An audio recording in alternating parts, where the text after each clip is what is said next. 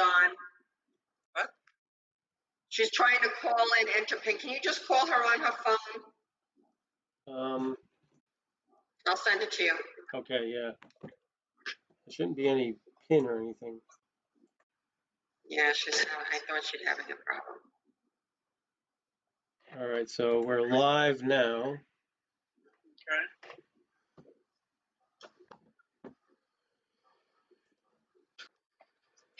I'm telling her that you're going to invite her.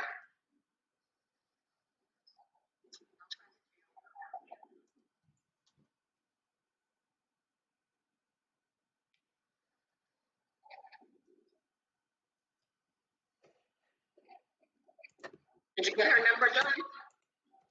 Not yet. Service is slow everywhere. Starting to feel like we're in that Progressive commercial.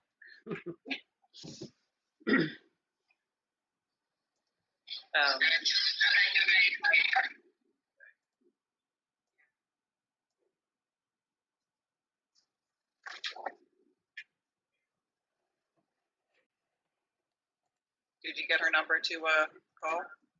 Not yet. I texted it to you, John. Yeah, that's what I'm looking at.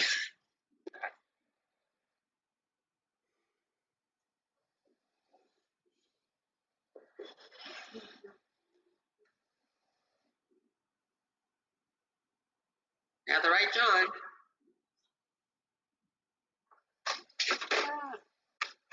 Just lost everyone.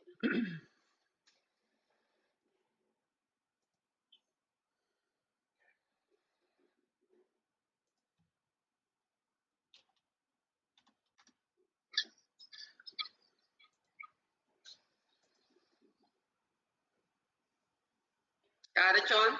No, not yet, actually. That's weird. I can't do it from my end, can I?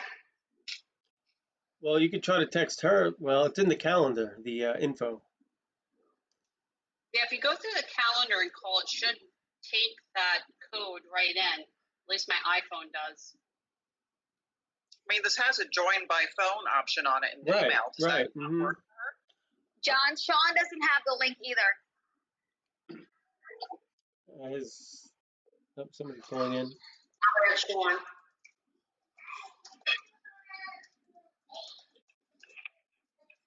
Hello?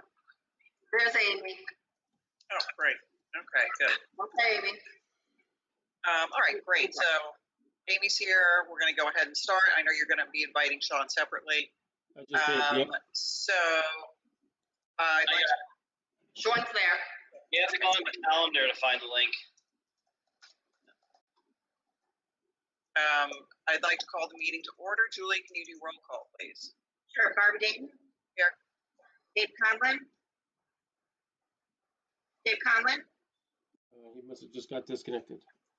Where did he go? Tim Fraser. Pat Brabant. Here. Amy Rivera.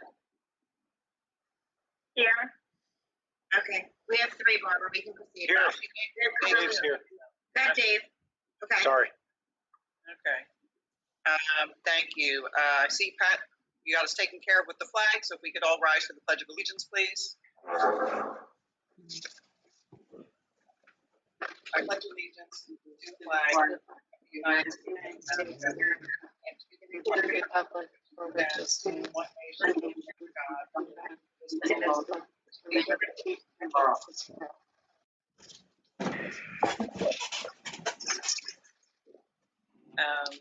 Okay, thank you very much. I see we have public commentary scheduled first as usual, but I think we should just go ahead and do our one change order for the capital project and then go right into COVID unless somebody actually has a comment or a question about the capital project change order. Is that the case at all, Julie?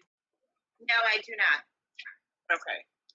Do any board members here have a question about the item that we need to have a resolution for this evening regarding the additional abatement? No, makes sense. No. Okay. Then I'll go ahead and read this resolution and we can move on to the entry plans.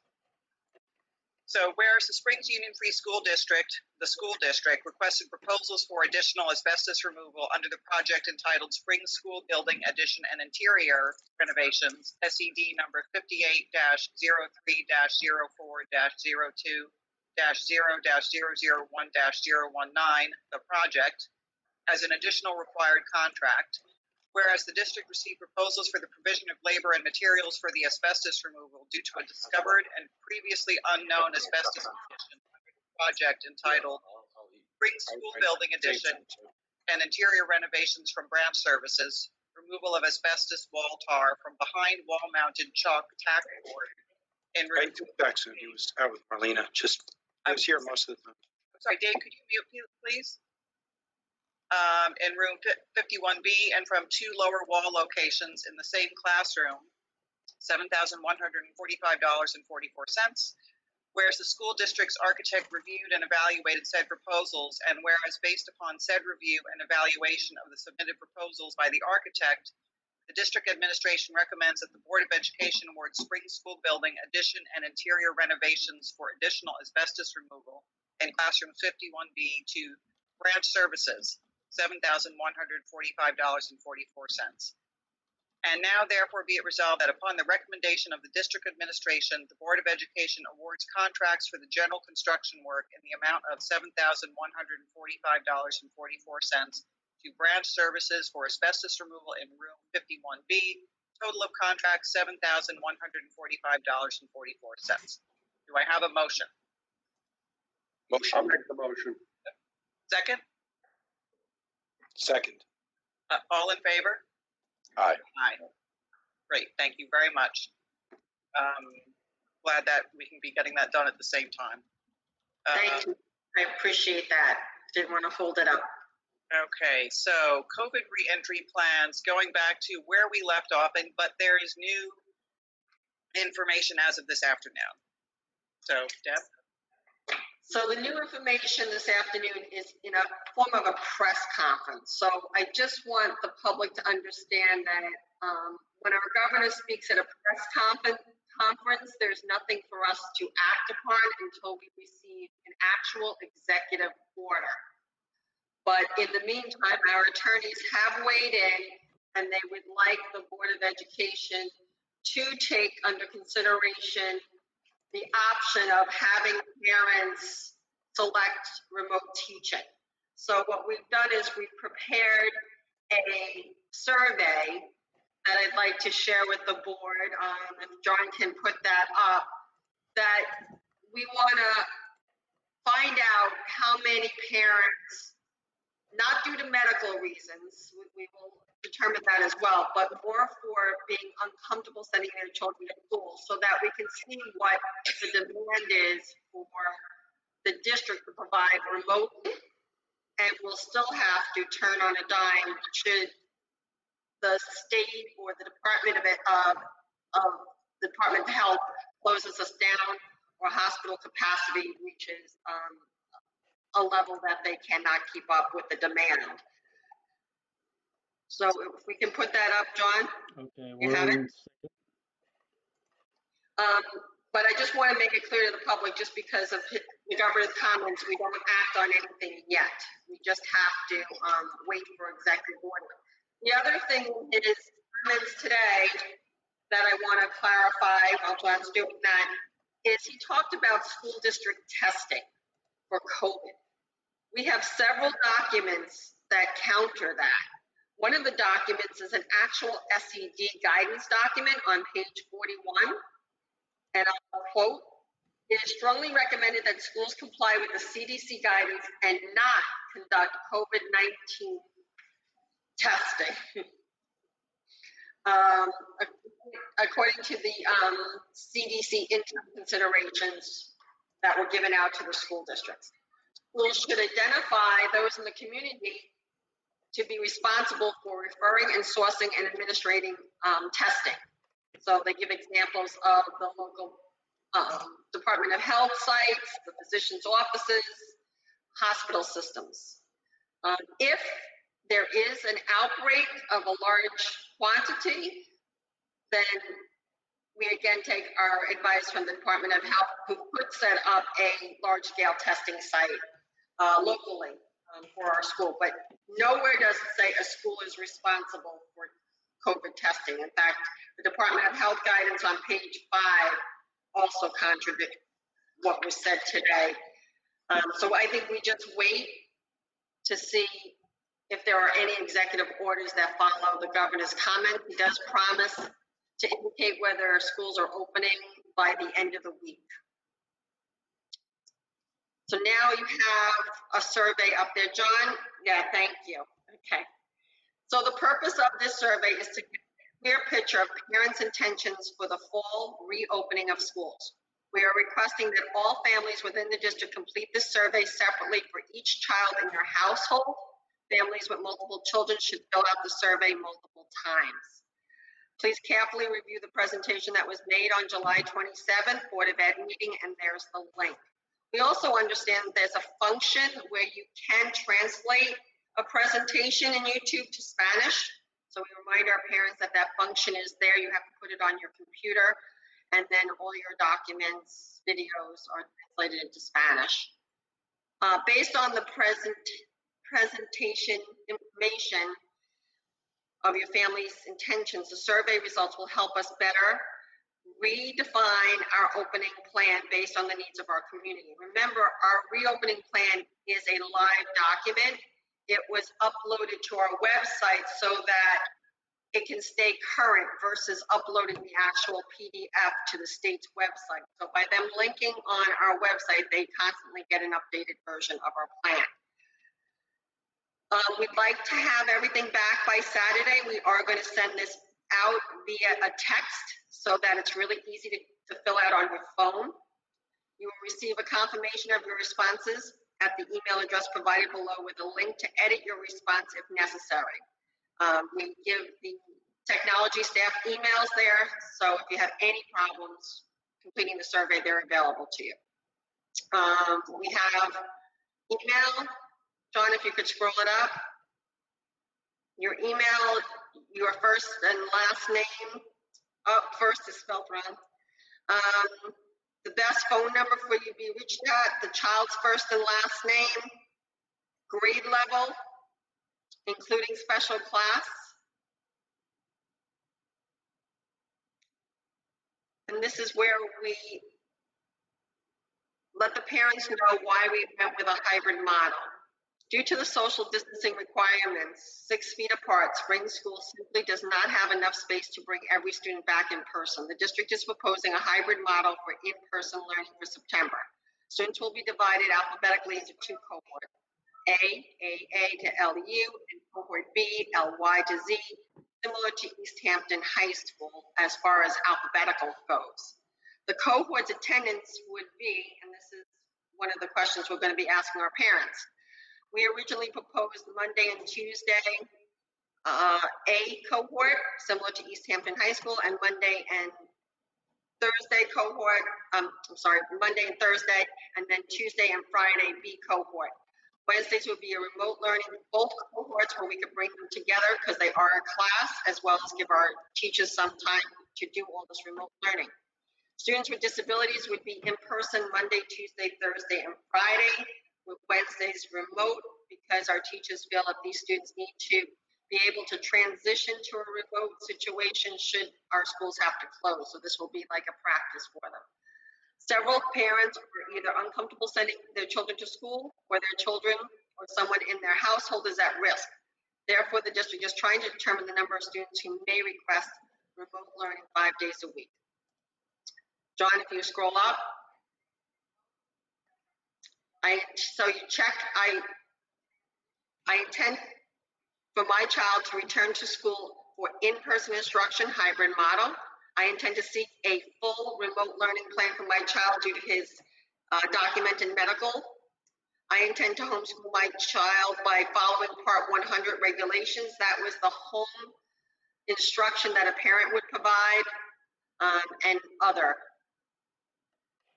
So regardless of my response above, if the district is, can't read that, decides to offer a remote learning option in the fall for all families, including those without documented medical conditions, I would choose this option for my child. So it gets to that question that we really want. Understanding that 35% of our families have children in both East Hampton High School and Spring School, if you are sending your child to school with cohort model works better for you, which cohort model works better for you? The AA or the AB cohort? And we'll see what those results, and we can get those to the board and then decide which one we're going to do. I just want to remind the public again that this cohort plan was developed by the instructional team, which included our own teachers, our administration, community members. So it was trying to consider the health and safety of not only our students, but of our staff.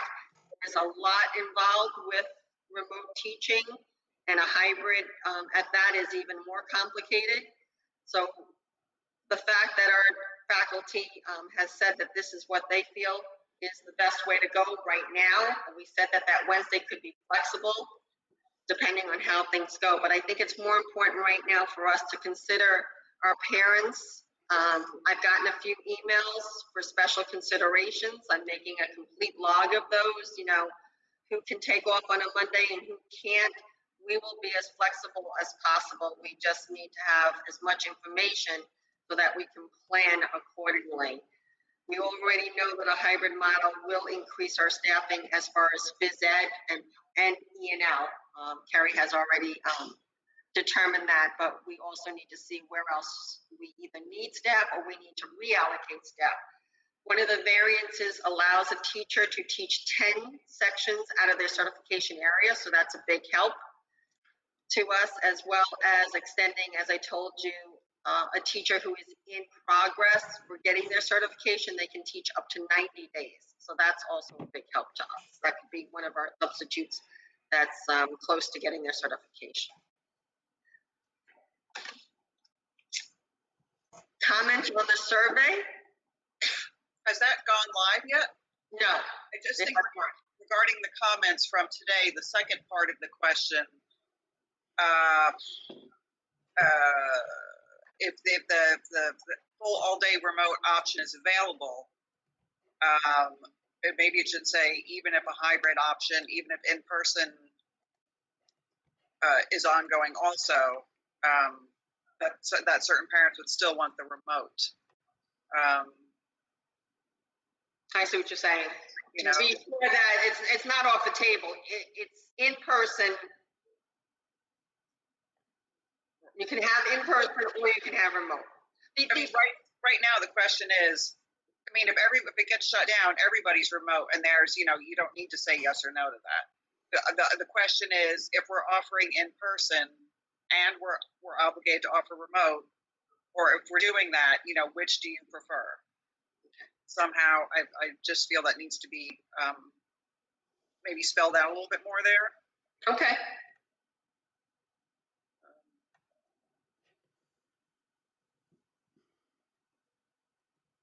I would choose this option for my child, even if in-person classes are happening. Right. Right. We like the in-person because we get to see our children at least a couple of days during the week. And we know that in-person learning, it'll be really very important for the younger group to have that contact with their teachers before we end up on a total remote learning. We've already had a couple of requests for kindergarten teachers to come meet their teacher. So we'll try to set something up outdoors, in small little cohorts for them, because that's important. Deb, you asked that question that Barbara wanted us to clarify that on that same question. Is there a reason why you're emphasizing a medical condition? Can it just be like an open statement? Like, do you plan on keeping maybe there's not a medical condition. Maybe they just want to go remote. Even though there's a existing hybrid. You understand? No, the one above is the three questions in the first half.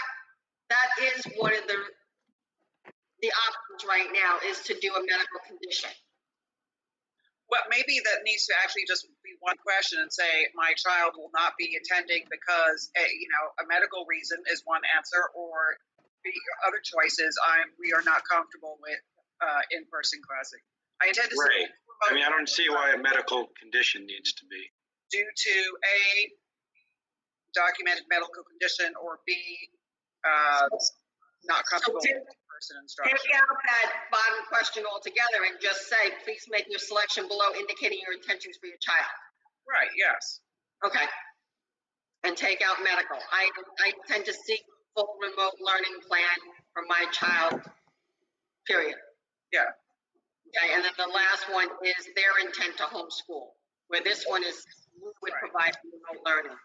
Well, Deb, back to medical. I mean, if you do the medicals, there's also a different procedure for medical emergency as versus personal choice. It's the same classroom structure. If That's we what do, is only 10 hours for medical. if we did remote learning as a group, it would be similar to what they're getting on the days that they're not coming to school. If you gave a child, and you have a couple, in this situation, you're giving them what's called home hospital instruction. And Right, it's, that's right. yeah, it's 1 hour a day for elementary school, 10 hours a day for secondary, including the middle school, and special education gets 10 hours, not a day, 10 hours a week. So it's And- 2 hours. Now, what about if it was non-medical, just personal choice? What would they be offered? It would be very similar to our remote learning program that we did back in March when we went out. Current program we have. So there's What some about- organized learning. Not the current program, but the one we had in March. Well, it's Not the program we're going up now. the remote. So it's what the teacher does. We'll have some synchronized learning and some asynchronized learning. Some will be using Google Classroom, some will be using other programs that they like. They'll be meeting with their children every day, taking attendance every day. But it's not the same as being in front of a classroom all day long. It's not by period. Sorry, excuse me a second. Tim's trying to get into the meeting. Could somebody let him into the meeting? Yeah, I don't see that. I could add Tim. You might be clicking on the wrong link because John sent that other I one. sent him another invite to his Springs email. Yes. Oh, just now? Mhm. Yeah, Deb, if we could see those updated questions, and Yes, let, at least let Barbara read them over to make sure they look good before they're sent out live. If not, the entire board, just so we could see what they look like. Well, I think that if what people are wanting, I mean, if our basic plan is this hybrid model with the cohorts, but certain parents want remote, it's not going to be just a full 5-day kind of remote thing for their child. They're going to be getting remote instruction. If they're in those letters A through LU and they want full remote, then their child is getting remote, a different kind of remote on Monday and Tuesday. And then Wednesday, they're having the same remote as everyone else. And the other days, they're having the same remote as the rest of the kids in their class. Is that correct? that's what we have to look at, Barbara. We have to look at the numbers. Yeah, I don't think we know that yet. I'm just saying it's not like a different program altogether for someone who wants remote. It's going to be working with the existing structure. No, not necessarily, Barbara. So here's my thinking. If 20 8th grade parents choose remote every day, we may be able to assign a math teacher to that cohort, and then a social studies teacher to that cohort, and you know what I'm saying, and a science teacher to that cohort. What's going to be difficult for us is a regions-bound child. Remember, we have math, accelerated math, and accelerated science. You only have one section of each. Those will have to be blended. I'm going to call them blended, where you have some children on your caseload that are coming in 2 days a week and some that are remote 5 days a week. But if the numbers break out right, on the elementary level, I could have a 3rd grade teacher who all that 3rd grade teacher does is works with the remote group. Right, so if you have a third grade teacher working with one group of kids 5 days a week, is there an equity question there because they're getting perhaps more attention from a teacher versus the kids who are 2 days live and the rest of them remote and checking in, while the person who's teaching in person has given them remote work to do on their other 2 days, and they're not actually getting as much personalized attention? Well, that's the equity question, and that's where we'll have to look at that to make sure that it's equitable across the programs. But it's very hard to ask a teacher to do both. And we're already asking them to do the split between the remote and the in-person. To add a third group to that, you know, we have some of our teachers with us. I don't know if it breaks correctly. I think we could assign somebody. And remember, Barbara, the governor today also indicated staff. And that's why we need to see an executive order. So what if I have 5 staff who don't feel comfortable coming back? Well, I mean, this is the other question here today. I mean, before it was which staff are not medically comfortable coming back. If per the governor's comments today, it's who is not comfortable coming back. What if half our teaching population is actually not comfortable coming back, but they did not previously qualify under just the medical condition? I mean, it makes it impossible to run a school, Barbara. That's why I said we wait to see if there's an executive order to that. So maybe the survey that's going out should be, so parents have with the understanding that yet this is still a work in progress, and if situations change, you're indicating your preference, and we're going to try to build our system on this. But if something should change in terms of staffing or whatever, what you've already said may not actually, apply. Deb, do you think we're going to get some clarification from Cuomo that in the next day or two that might be useful prior to us sending out the survey? Everything that we're hearing is lending itself to districts have to accommodate. It's just how do we accommodate? And in order, I can't answer that question until I know what the numbers are. We all know children learn best by being in school. And if it wasn't for our space issue, we would be looking at in-person. Montauk is looking at in-person. Sag Harbor is looking at in-person for their elementary school. East Hampton is looking at in-person for their elementary school 5 days a week. Our hybrid is based really on the fact that we don't have the space. Well, I think that's the point that has driven this whole process, is that we don't have the space to have everybody back at the same time. And to answer Barbara's question, I think when you think about it's a parent's choice not to bring their student in to have live instruction, because we have set up a process where they can either come A day or B day. And I think, the equity issue has to then fall back because the school's providing a process, and if a parent chooses not to, then they're going to get the 5 days a week. And again, there's no way 5 days remote learning can match having you live 2 days a week or 3 days a week versus the hybrid that's there. I don't think you can say that that's a better situation.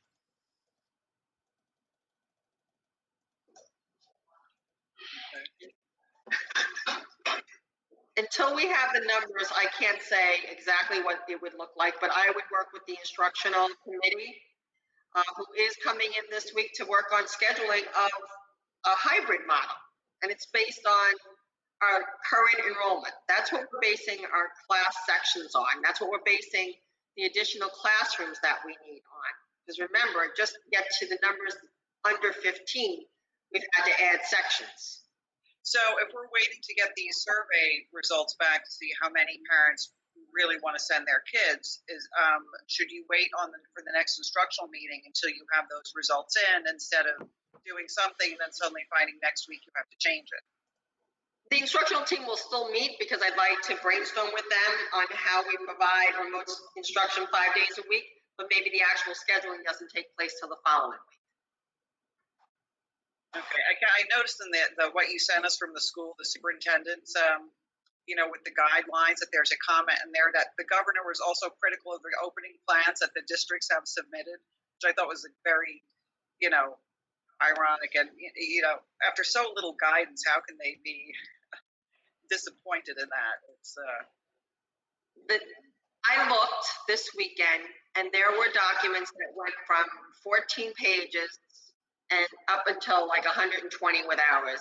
I got criticized today for not putting our survey in the front of our document like East Hampton. Our survey is in the back of the document.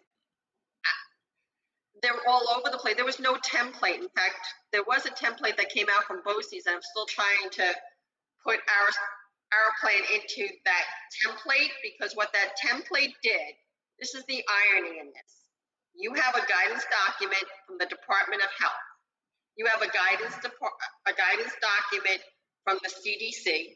You have a guidance document from SED. And this particular BOCES set up their template that way. Then you take your plan and you stick it in those boxes. And it's ironic that you're more or less duplicating it 3 times, because those documents are all over the place. They're not, you can't put them together any which way. You can't put them together. So, and then he comes out today in direct conflict with the documents that we had in front of us. Nowhere did it tell us that we were in charge of testing. Nowhere. who would be doing the testing also? I mean, is that, and are you talking like nasal swab testing or like a saliva testing? And that's, You'd have to become a clinic. yeah. You'd have to apply to become a clinic. And let me tell you, I had a clinic in my old school district. That's not anything easy to get. It takes a lot of time and effort. And you need the space to do it.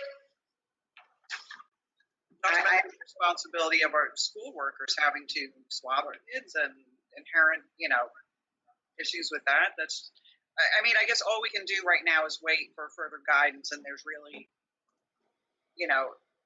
not much that we can actively do about that right now this evening, I don't think. No, but we can plan. We can keep planning. We've got a couple of topics under reopening that do need the board to make some decisions on. One is the use of facilities. We talked about tents the last time. We have to circle back to special ed. So I would just like to address some of these other items if we could. Okay? Yeah, I think the best thing to do is, Deb, is just keep an open dialogue, what you're doing with the parents, of every information you're getting daily. It is changing daily. I mean, I was surprised by the governor's speech today. There was no direction, no funding offered to do all this either. If they want us to test it, that costs funding, nothing from the state. So it's changing daily. You all working hard on it, and everybody else is working hard on it. I think all we can do is we're doing now is just communicate with our parents what we're doing, and we're just waiting to see what to do, because we don't know what to do. We're gonna do our very best. I took that oath, Pat, and I take it very seriously. To the best of my ability, that's what we're gonna do. Ms. Wood, Yes.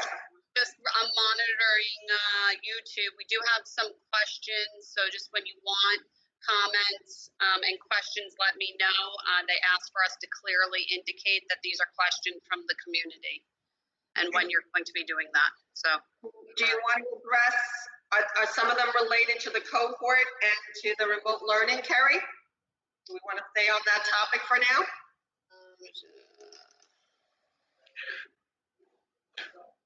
So Deb, as of right now, we're holding off on sending out the surveys until we get, for another day or two. I think I'm going to get the clarification from Barbara and send it to her. I'd like to know what the numbers look like sooner than later. Okay. The governor's definitely saying that parents have a choice, but I'd like to at least find out how many really are interested in a choice. Or I heard a lot of people like our hybrid model. It gets our children in to see their teachers a couple of days a week. Any kind of questions they have using a Chromebook, they can get their training on that. We're trying to give them gym every day, phys ed every day. We're trying to give them 2 specials every day. You don't get that on the remote learning. So when they're there, they're going to be getting as much as we possibly can offer them. And the social and emotional piece is so important. That checking in with them in the morning. Our mental health staff has done a really excellent job on asking some questions when kids arrive, and and answering those questions to get a pulse on where they're at. Okay, yeah, let's just, go ahead, Barbara. Okay, I was going to say, back to that question, is it important for you at the school to know, in terms of parents who will not be sending their kids because of a medical reason versus parents who are not comfortable? Does that help you at all with anything? I think we know the medical ones. You know, they've come forward already. Now it's more the ones that are uncomfortable. Gotcha. Maybe able Right, to which answer- gets us to that question that we wanted to edit and change by removing that medical. We're getting a clear answer. Because it almost reads, if you didn't know better, it's like, if you don't have the medical, then your option, and you don't want to send your kid to school, is that third option, which is homeschooling. So it could be confusing to a parent because they're like, well, I don't have a medical excuse, but I'm uncomfortable. So what? Does that leave me with having to homeschool? It's a little confusing, so we need to clear that up. No, we can phrase that with two answers. If it helps the school to know how many are actually have a medical reason versus not, it could be yes, that question, and either, you know, one answer or the other. If that's at all help, if that doesn't matter, then we could just leave it, you know, as, you know, It would be good to know, Barbara, if there are more medically fragile kids back there, especially if we want to offer some activities for students that they may want to participate in. So you have sub bubbles. You click that Yeah. bubble, and then underneath you have two different bubbles. My child has a medical condition. I am not comfortable. You know, we are not comfortable sending our child to school, and then you pick one of those. We can add as many bubbles as we want. So I just want to make it simple as possible so that they'll complete it on their phone, 1, 2, 3, and get it back to us. Deb, back to the medical and the medical and the personal choice decisions. The education is slightly different between the two of them, correct? The number of hours, as you were saying earlier. If it's a true medical child, they can't tolerate, you know, for 3 hours of sitting in front of a computer. You know, their instruction is totally different, Pat. You're actually the real medically fragile kid, not the asthmatic.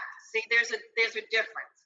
There's the asthmatic who is at risk if they come to school, but they could really probably tolerate what our proposed remote learning is. Well, They the way we could kind of, not on the survey, but kind of detail what the two different categories are, or 3 different categories. You know, a real true medical situation, someone with asthma or diabetes who can't be in the school, or somebody like that. And then there's also a parent who just personal choice, don't want to send my child to school. It might be 3 different types of learning and education given to them with the sports and, you know, with the gym classes. And they can have that option. That's the 3 options we got to look at too, and how we're going to staff that. Yes, exactly. So it'd be nice that we're asking the question, maybe we should get all 3 questions answered at the same time. Okay. I mean, that's just my opinion, you know, just thinking about it. Go back and revise it.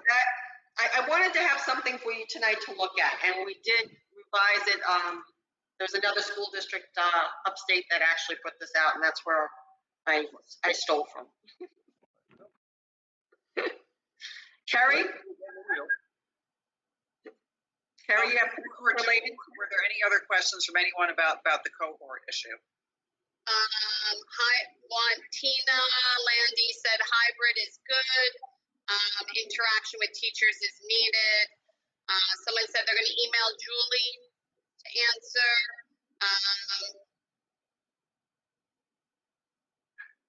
I do have a question here myself, so.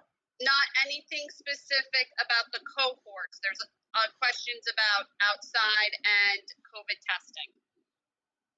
Want to answer the COVID testing now, Barbara? Oh, yes, like since we were just talking about that, yes. So They just asked, are there guidelines on COVID testing? So maybe we could add that link to our site, Deb. Well, do you want the DOH guidelines or the SED guidelines?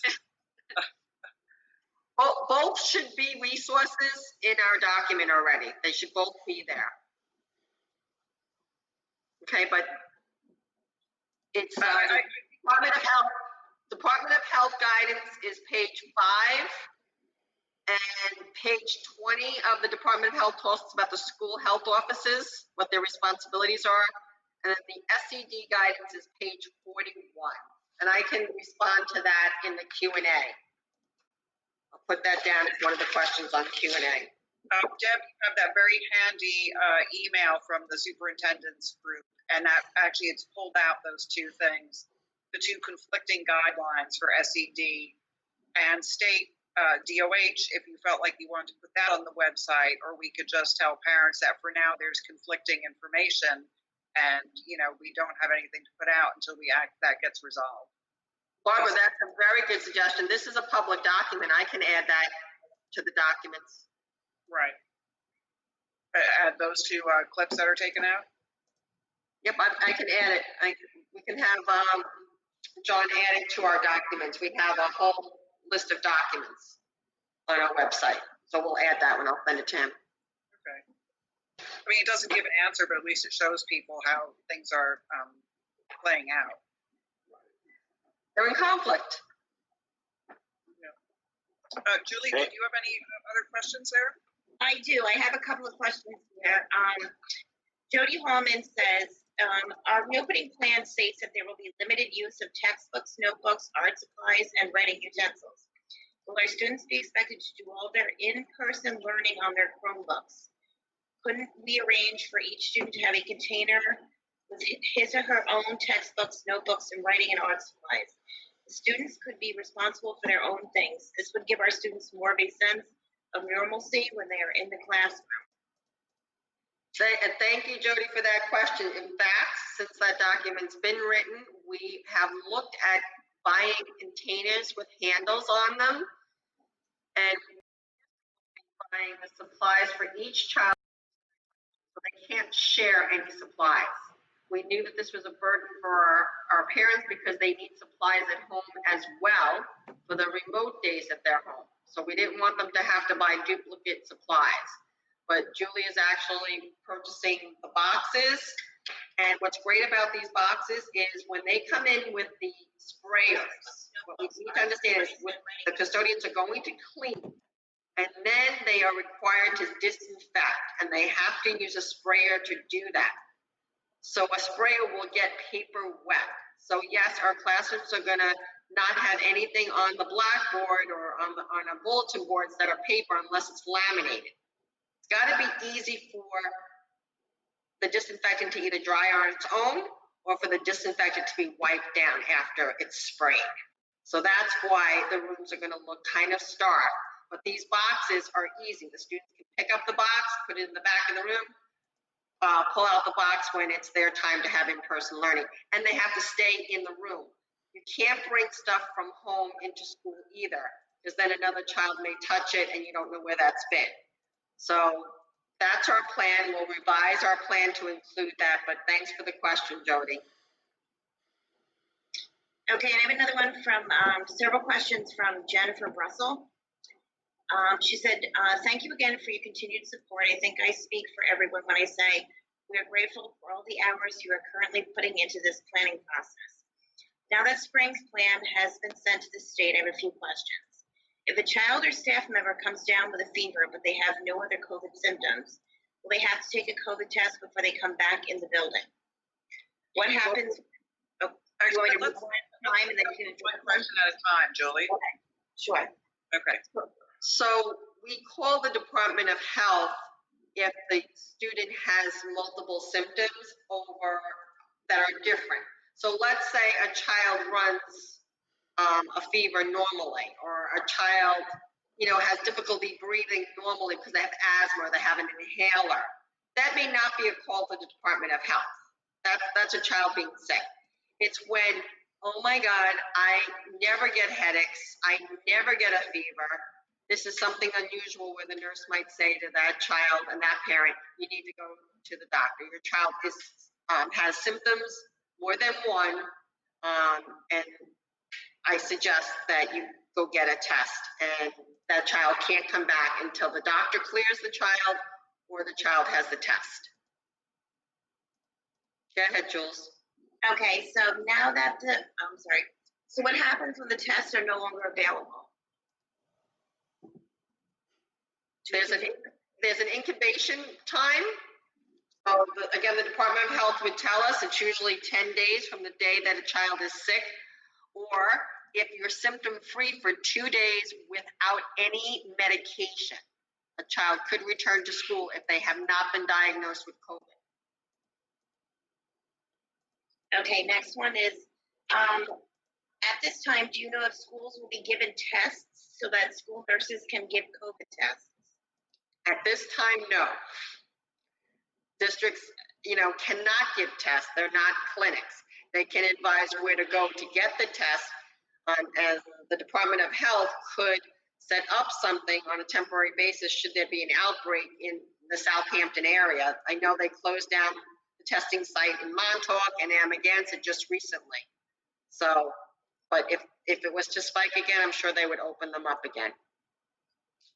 Okay, if a child or a staff member comes down with COVID, will the whole school close? If so, for how long?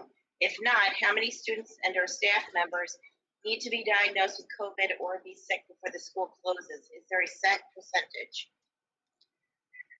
We're waiting for the Department of Health to run all these scenarios out for us. They said they were working on a document with these scenarios. These are all the same questions that every district is asking. It really depends on the school. Regular notices will go out if a child has lice, if a child, has Fifth's disease. We will follow the same protocol. The Department of Health directs us that this class must get this letter, this class must be quarantined, these teachers must be quarantined, this bus has to be quarantined. We will take our direction from the Department of Health. We have 3 buildings on our premises. It may not be the entire community, depending on where the outbreak is, if it's in the portables versus the big building, if it's on a particular bus. Those are all the part of the Department of Health tracking that we have to be very careful of who was where. That's why attendance on the bus is important. That's why hiring matrons for the bus is important. The other caveat is it talks about unprotected. So even when it talks about have you been exposed to somebody with COVID, it's have you been exposed to somebody with COVID unprotected? So were you not wearing your mask?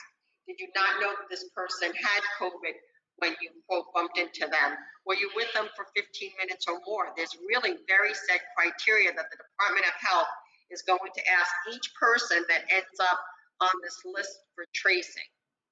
And then they might clear you and tell you, you can go back, But you, Ms. Winter, was in your office with this person for an hour and neither one of you had your mask on. So both of us would have to be, I would have to be quarantined because I didn't follow the protocols. But staff is supposed to be wearing masks at all times. Okay, the next question from this person is, Ms. Winters is saying that the plan that was sent to the state was suggested by Springs teachers. We have spoken to Springs teachers and many of them are not comfortable with the current plan. Have you asked each teacher if they are comfortable coming back? If so, what percentage of teachers said they were comfortable coming back? What percentage said they weren't? Did you ask the teachers anonymously? We did not ask who was comfortable coming back because our direction from our governor and from SED and the Department of Health and CDC was to return to in-person learning. We did survey our staff who were medically compromised themselves or had family members medically compromised that could not come back. But no, we didn't ask who was comfortable and who was uncomfortable coming back. Okay. We considered the social and emotional impact on students going through all of these procedures for a few hours of school a week. Yes. Our children are resilient. I have heard from a few parents that have said that their children are already used to wearing masks every day. I had some parents ask, can they get decorative ones? Is there any criteria on what the mask, should be or should not be? I have confidence in our students that they're going to rise to the occasion, and I do think that face-to-face time with their teachers is so important. Even if it's a couple of days a week, it's better than totally remote, but that's my personal opinion. And I realize parents have a lot to consider. Some are taking care of grandparents. Some are living with grandparents. Some have to work. I understand the other side of that. I was a single parent. The school has to try to be very flexible here, and we have a really good staff that also has considered a lot of these options. And I say it was their recommendation because, you know, they put their heads together, and I know that they surveyed their colleagues. They were on the phone with them, they were emailing them. So this is the collective. They also surveyed their colleagues when they came to a roadblock and they wanted to have more information about the 8-day B-day schedule, what day of the week they wanted, you know, more remote. So I know that they did survey their colleagues, but not specifically that question of being comfortable or not. I think we all have a level of anxiety going back. I live with a man that's compromised, so you know I'm going to have a high level of anxiety, but I have a job to do.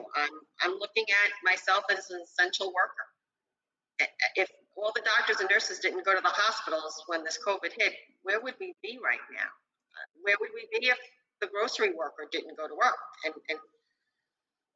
you know, check us out at the checkout line? I think teachers are essential workers. I think it's important for our children to have some sense of normalcy, even if it looks different and feels different.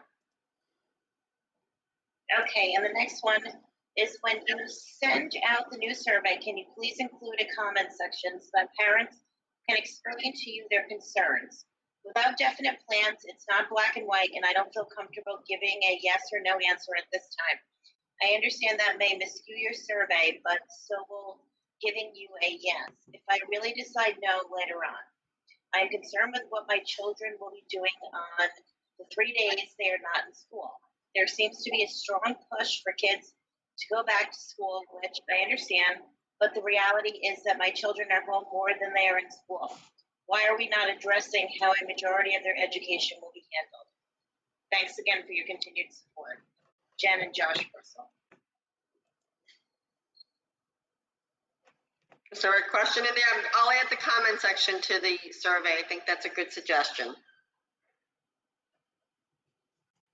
I mean, to me, it sounded like her concern was how, you know, is the remote portion of the day, what is the quality of that going to be like compared to the in-person, which is what I got out of that. And I don't know, you know, as you're going forward with the instructional committee with the planning, I'm sure you'll be able to have more detail on how, you know, you really think that will be playing out. From the last survey, Barbara, we had a good percentage of our parents say that there was too much instruction, there was too much work. Then we had some that said there wasn't enough. It was kind of like all split. It was like a third, a third, and a third. Okay, Julie, did you have any other questions, or Carrie right now? I have one from Tony. Well, I have a paragraph from Tony Long with several questions in it. They addressed several issues, so if you want me to stop at any point, just say stop, and then you can answer whatever's going on at that time. Yeah, I would just say stop if it's like a question type of thing about an issue, and we'll do that, and then. Okay, it's given that fall sports have been delayed and most probably will, and that recess is going to be severely curtailed to allow only one class at a time, why is the district spending $60,000 on sod for a field that will not be used? Why is this money and additional money not being spent to provide more classroom space, trailers, rented space, MHT possibly? And then it goes into another question. I don't know if you want to address that or you want me to continue. Yeah, well, we can address that. I mean, that's part of our construction plan. That's a separate issue. That's part of the bond. That is not money that has to do with our annual budget or even our COVID money. I mean, that is separate construction, and we need to get the sod in there. So when, 2 years from now, our kids are running around outside and playing, that is actually in good working shape for them, and they can get started with sports again, hopefully in the, by as soon as possible, but that's the work that has to be done first, and it's not related to our budget. Okay, I'll continue. Hybrid learning is not ideal and not sufficient, particularly for our younger children. Why are we spending money on grass when we should be spending money on space? I'm an essential worker, as is my wife. Hybrid learning is less than optimal, and all of the spring students are going to suffer. It is particularly frustrating when we hear that other districts are opening fully. We hate to be critical, as we recognize there are difficult unprecedented times, and you have all worked so hard to come up with this plan, and we thank you for that. However, we feel that more priority should be given to opening school fully 5 days a week. This should be even more possible given that the governor has now allowed parents to voluntarily keep their kids in school, potentially lessening the number of students. Thank you, Tony and Megan Long. Thank you. I'm not sure how long those people have been in the community, but the overcrowding at our school has been an issue for years. And the attempts to get the construction dealt with in prior years, going way back, met a number of hurdles. You know, originally, if we had done this, boy, Tim, I don't know how long ago, 5, 6+ years ago, I mean, we would have a building by now, or even longer ago than that. I mean, this has been an effort for a long time. And, you know, this is ultimately, we're in this unfortunate situation of putting off something that was really necessary because it was hard to convince our community that we really needed this. And now we're stuck really needing the space and we don't have it, and we're paying the price for that. So all we can offer is the space that we have and classes in the size that is allowable and that people are comfortable with. We cannot pull space out of the air, but we do have to keep going ahead with our project, even though certain parts of it might seem like they are not necessary at the moment. It is all part of it necessary in the long run. And again, these are two separate issues of space for now, what we're doing now, and the construction project, which is an entirely different budget with monies especially allocated to that. We cannot just take that money from that budget and use it for things, you know, to assist us right now. So it's very frustrating for parents, certainly. It's been frustrating as board members that things have taken so long. In fact, we had to redo the whole process one year and restart from scratch to comply with a certain regulation. Very frustrating, but that's just where we are. But Barbara, let me also add that, you know, the jury's not in yet about other school districts and what they're actually going to be doing. They're just proposing things. And again, from what I've been reading and seeing, a lot of the districts on the East End are not going back full time. Maybe partially with maybe elementary, but not necessarily upper elementary. It just depends on the school districts and each school situation. And we have a definite situation in Springs that has to do with space where other districts don't necessarily have that issue. And I think that's what's confusing for some parents when they try to compare us with other school districts that are near us or on Long Island. We tried very hard. We were ambitious. We wanted to see K-5 in person, and the numbers just don't work. When you have to take a class of 24 and try to fit them in 770 square feet and social distance 6 feet in all 4 directions, you run out of space very quickly. You end up with 12, 14 desks in a room max. So there you're adding 2 sections to almost every grade. Now, Mr. Long is right, there may be a reduction in that, but then all that does really is give us more space for kids to spread out so that they're not, you know, even that close, or that an elementary class can have more space to maybe have some other activities in their room, like phys ed if there's a rainy day, maybe doing a mural or something in art.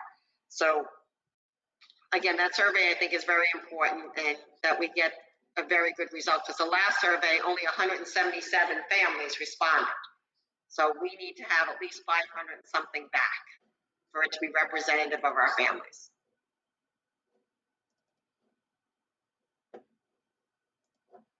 Okay, that's the only thing that I have as of right now. Okay, I think I have a few more questions. Peter Goodman asked, are there any plans for outdoor classes? Which I think we did address, but I did not want to not ask the question. Terry, let's turn that over to Mike right now on the tents. There was a health and safety and facilities committee, and one of their questions had to do with, you know, renting or buying trailers. We looked at that option, and then the other one was tents, and Mike has been in touch with our insurance reciprocal as well as BBS and facilities planning. Mike? Yeah, the problem with schools is we are so highly regulated that we've got so many requirements that we have to fulfill.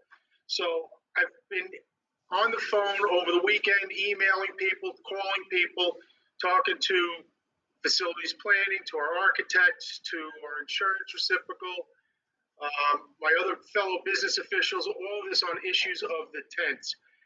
The problem with the tents is that when they hit a certain size and certain requirements, we have to get certificates of occupancy. They've got to meet the fire codes. They have to have fire alarm systems in them.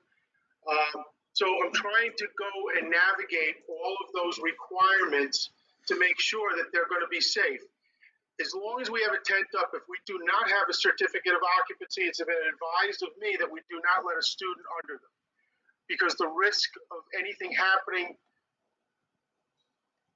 because of the tent, it could be devastating to the school district. So I'm trying to be as cautious as I possibly can. I'm trying to get all of the factual information that I can for the committee to really review and share with the board what the final outcome is going to be, to make a good, informed, and accurate decision on whether or not these tents are a viable option. They're also very expensive. Mr. Frederickson did get us some really good quotes, but we would also have to go out to bid because in totality, it exceeds $30,000 for 3 tents. And under municipal law, we have to bid it with a competitive bid, with a public bid opening. And in order to put all that together, that's going to delay that by a good 2 to 3 weeks. I think there's, anecdotes out there and historical things about the 1918 flu of kids going to school outside. And I've been seeing articles, why can't our kids go to school outside? But I think we're so much more regulated today. And that might have been a really effective method in 1918 when you could have a class, use an abandoned building that didn't have a roof, which is what I was reading about, to have airflow, and kids wore lots of coats and had hot rocks at their feet in the winter. And, things are a little different today. So we do have all this other responsibility. We can't just have a teacher with, 10 kids sitting outside doing reading because you can't schedule around that. What if it rains? We have a lot of deer in our yard, and then you have kids sitting outside, and are you getting ticks? And actually, so the tent and flooring, and then there's the bathroom. Our kids, do we have, extra porta potties outside? How do we handle all of that? It's the outside education. At first, I was like, wow, that's such a great idea. But then when you start thinking about the practicalities and the liabilities that go along with that, it ends up being much harder to actually work out, it seems like. But we will allow our teachers to go outside. Our teachers have always been good about taking their kids outside and taking what we're going to call mass breaks, and taking a walk. It just has to be scheduled so that we don't have mass gatherings. So.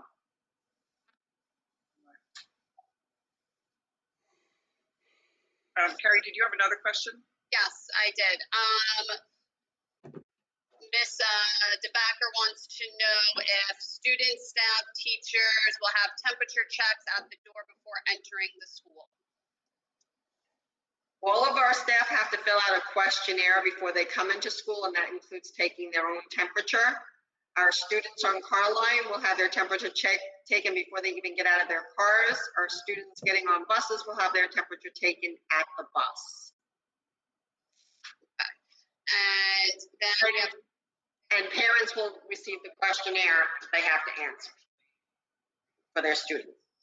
Does that mean, like every morning, Deb, will parents need to answer that questionnaire? It doesn't have to be every morning, but it has to be at least every 10 days. So we'll send that out as frequently as possible. It's just going to be a bear to manage. So we're going to have to figure out a system that at least Deb has gotten a survey back from a parent within, 7 to 10 days, at least one survey. Because it talks about the 14 days. Have you, been in contact with anybody? So that could change. Mr. DeBacker asked, and we may have already answered this, but what happened if a child is tested positive? Do the other kids all have to be tested, and do they all have to be home for 14 days? Parents have to be tested, all family in quarantine? Yeah, the Department of Health is going to indicate that based on what the exposure was for the length of time and whether it was unprotected or not. I think we also answered this, but I just restate the question. Can temporary classroom pod units be brought in if needed much like temporary housing units. The problem with all of these is, as Mike said, you need to get approvals from state ed and our fire marshal. I think our fire marshal will be in this week. We'll be asking him. I did get a clarification from our fire marshal. You know how our doors and windows really have to be closed for lockdown procedures?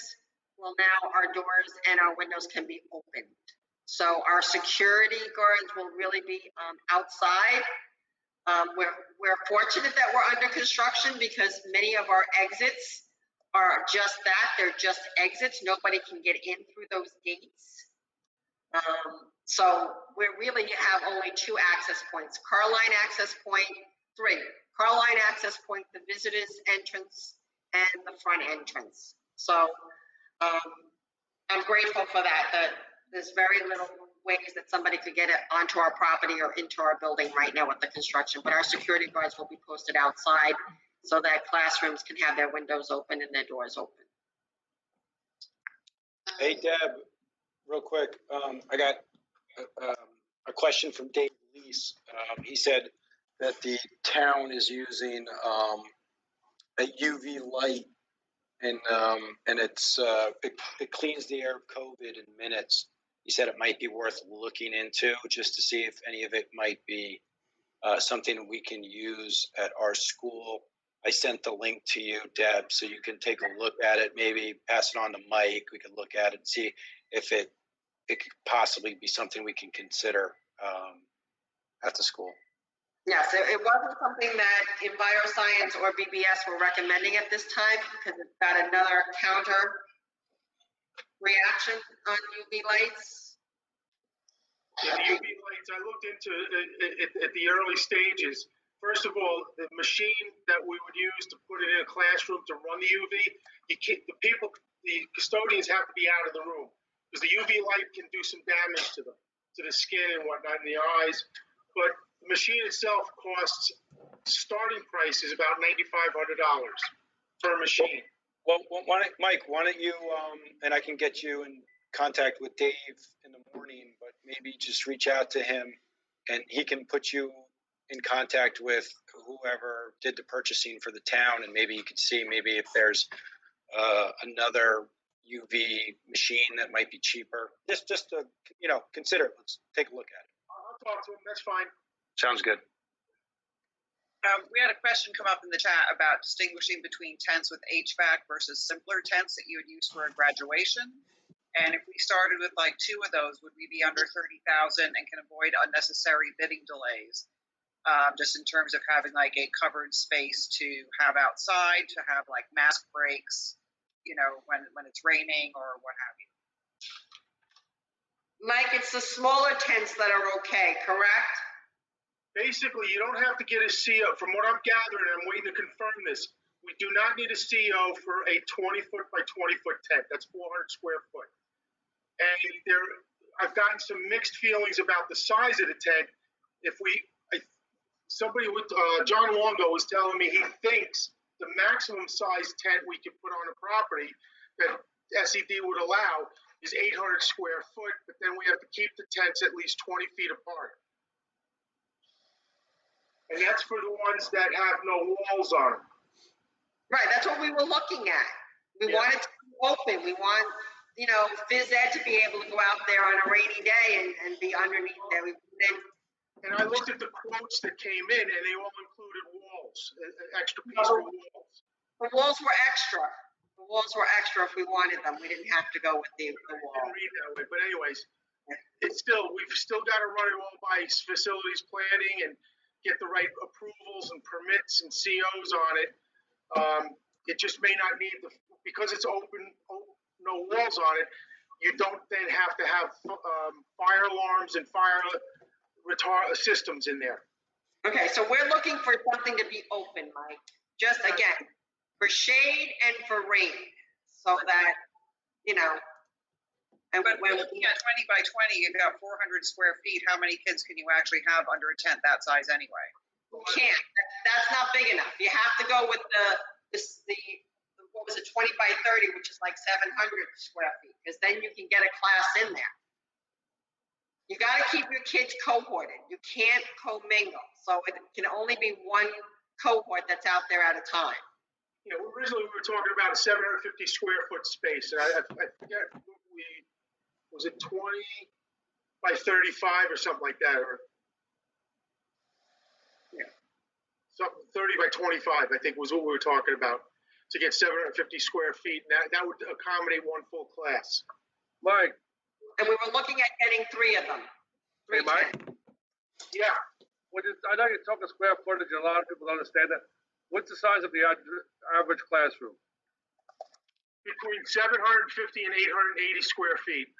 Okay, so you need at least one that size. At least one the size of a smaller classroom. Right, okay. And Thanks, Mike.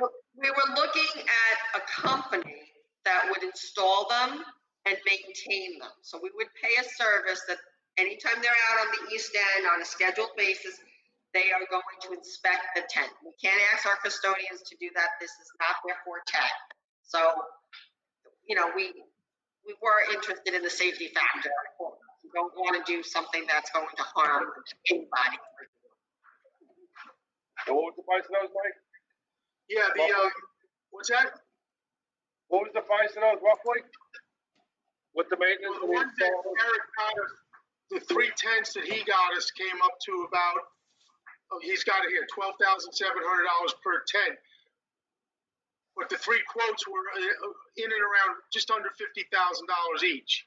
I mean, the 3 quotes, yeah. Each quote was around $50,000 or a little bit less. But is that including walls or not? Even with the open tents, what we've got to watch out for, because from what I'm hearing from John Longo, is that when the wind gusts get above 35 miles an hour, we got to shut the tents down and take them down. So you're gonna have a lot of takedown and put ups.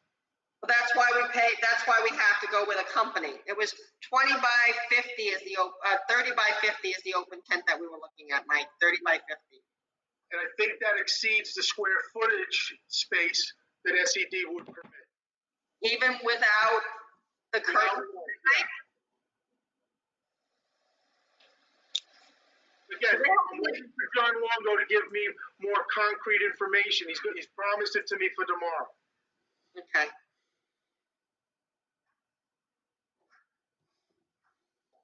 I had a parent ask, is it possible to rent Ashwell Hall? Ashwell Hall is not very big. We'd only get a few children in there, like maybe what, 12, Mike? Yeah, that would only accommodate one classroom at most.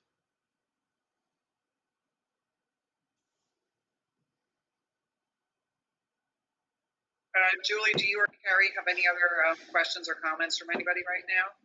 No, I don't. Hold on, a few more just came in.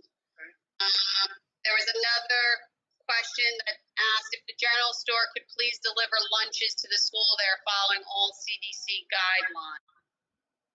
I spoke with Christy. My recommendation is for her to have the lunches available in the morning so that parents can pick them up and send them in with their children, because we cannot have an outside vendor bringing in food.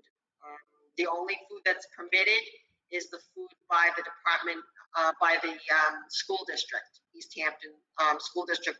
We will have our bus driver going to pick up breakfast and lunch. That's not our rules. Those are coming from the State Education Department, the Department of Health. Okay. And we just have some people asking about foldable picnic tables and benches. And then also someone asked, are you aware that during PE, the kids have to be 12 feet apart? Yes, I'm aware that they need to be 12 feet apart. That's why we were looking at the biggest tent that we could find, because PE is going to be outside. You can't even get 2 classes in our gym with that requirement. Okay, a lot of tent questions. What about in the fall when the temperatures are low and in the winter? Our kids go outside in 30-degree weather. They love to be outdoors. So as much as we can get our children outdoors and still provide instruction is what we're looking to do. And then other comments asked, what about Monday, Thursday? I'm not sure what question that was, so if that person could clarify a little bit more, that'd be great. And someone suggested Ashwell Hall for music, but we're not commingled, we're not changing classrooms, so that would. Music is gonna push in and, take out, the students outside for music as well. Mr. Gibbons said Most Holy Trinity. Wasn't that where the pre-K was and you had an asbestos issue? Correct. Yes. Have they remedied that? I assume. I don't know. Not sure. I'm assuming they did, but it may be just worth a call. Okay. Thank you, John Gibbons. Yeah, that is definitely worth a phone call. And I think that's it. I'll just ask if anybody has any more questions before we move on.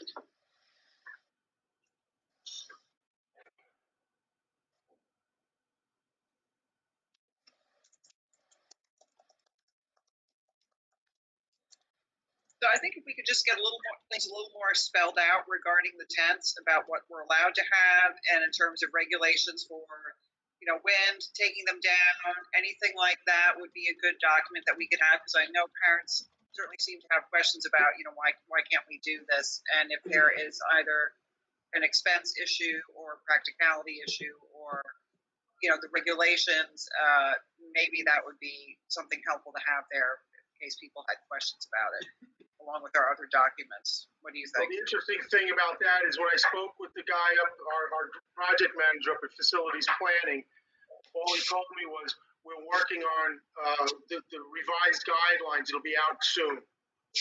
So they don't even have the guidelines finalized. So what John Longo's looking at is some of the guidelines that they know of that are prior. So I don't know if the state's changing their guidelines and just how restrictive they might or might not be. But yeah, I mean, I'm hoping to have more answers by the end of the day tomorrow. Oh, okay. Well, that would be great. But so you're saying this is state ed is actually might be revamping their regulations, maybe considering our current circumstances? That's what I think.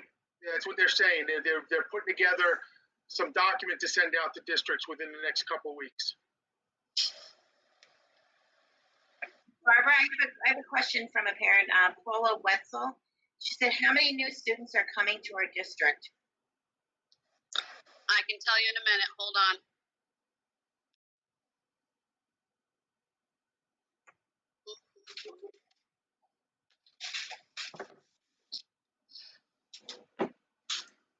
Not many, but give me a second. 1, 6, 9, 18, 20. First through 8th grade. We usually have a fluctuation between 30 and 50, believe it or not. Kids leave and kids come back. So this is kind of right on par. We had about 30 kids leave. 30 kids other than kids who graduated. You're talking about just from the population. Yeah, so about 25 left, and we have, what did I just say? I think you said 20? 20. Okay, 21. so we don't have a huge influx at this point. Not yet. Hey, Deb, I got a question on that as well. I know a lot of parents are enrolled in both school districts, the home school district and also the second home school district, depending on what their district is doing. Has the governor addressed that? Anybody addressed that yet? No, but they can't do that. You can't be enrolled in 2 places. You can't do that. And how do you find out they do or do not? You send for records. Okay. So when you request a records from their former school district, they're going to say they never withdrew. So then you speak to the person and say, you can't enroll here until you withdraw from there. I heard some of the surrounding districts, neighboring districts are having that problem. That's why I was asking that question. Oh, I could see that. And The other problem that we have is a lot of offices are still closed or working remotely. So you're requesting the letters by either email or fax, and it's sitting there, and nobody's getting back to you. The city, forget about it. Yep. So, I did have one more question. Will the in-person be a full school day? For the most part, yes. We got to see how long it takes us to get Carline in, and the end of the day, how long it takes us to call buses and Carline at the end of the day. So we're looking at like a 0 period to do that social emotional piece in the morning and social emotional piece at the end of the day. So more or less extending our arrival and dismissal time by maybe 20 minutes in each direction. Otherwise, it's a normal school day with lots of outdoor breaks and mask breaks. I have 2 more questions here, if it's okay. This is from Megan Payne. It says, Jeff and I had a quick question regarding learning options. Now that distance learning 5 days is an option for all children, once you have made a choice for what type of schooling your child will start the year with, are you able to change the learning setting? For instance, if we choose to send our child in the cohort program, that ends up not being the best setting for them, can we pull them to be in the 5 days distance learning? Conversely, if we choose distance learning, can we then add them to the cohort later? This is something that I fear, because remember when we said trying to set up this model, whether it would be a teacher that would just do remote learning for multiple grades, depending on the numbers, or on 1 grade, and then all of a sudden they hear from their friends that the kids are doing well on the hybrid model and they want to switch back, but I've already used that room for something else. How do I then open another class? It's something that we're going to have to consider.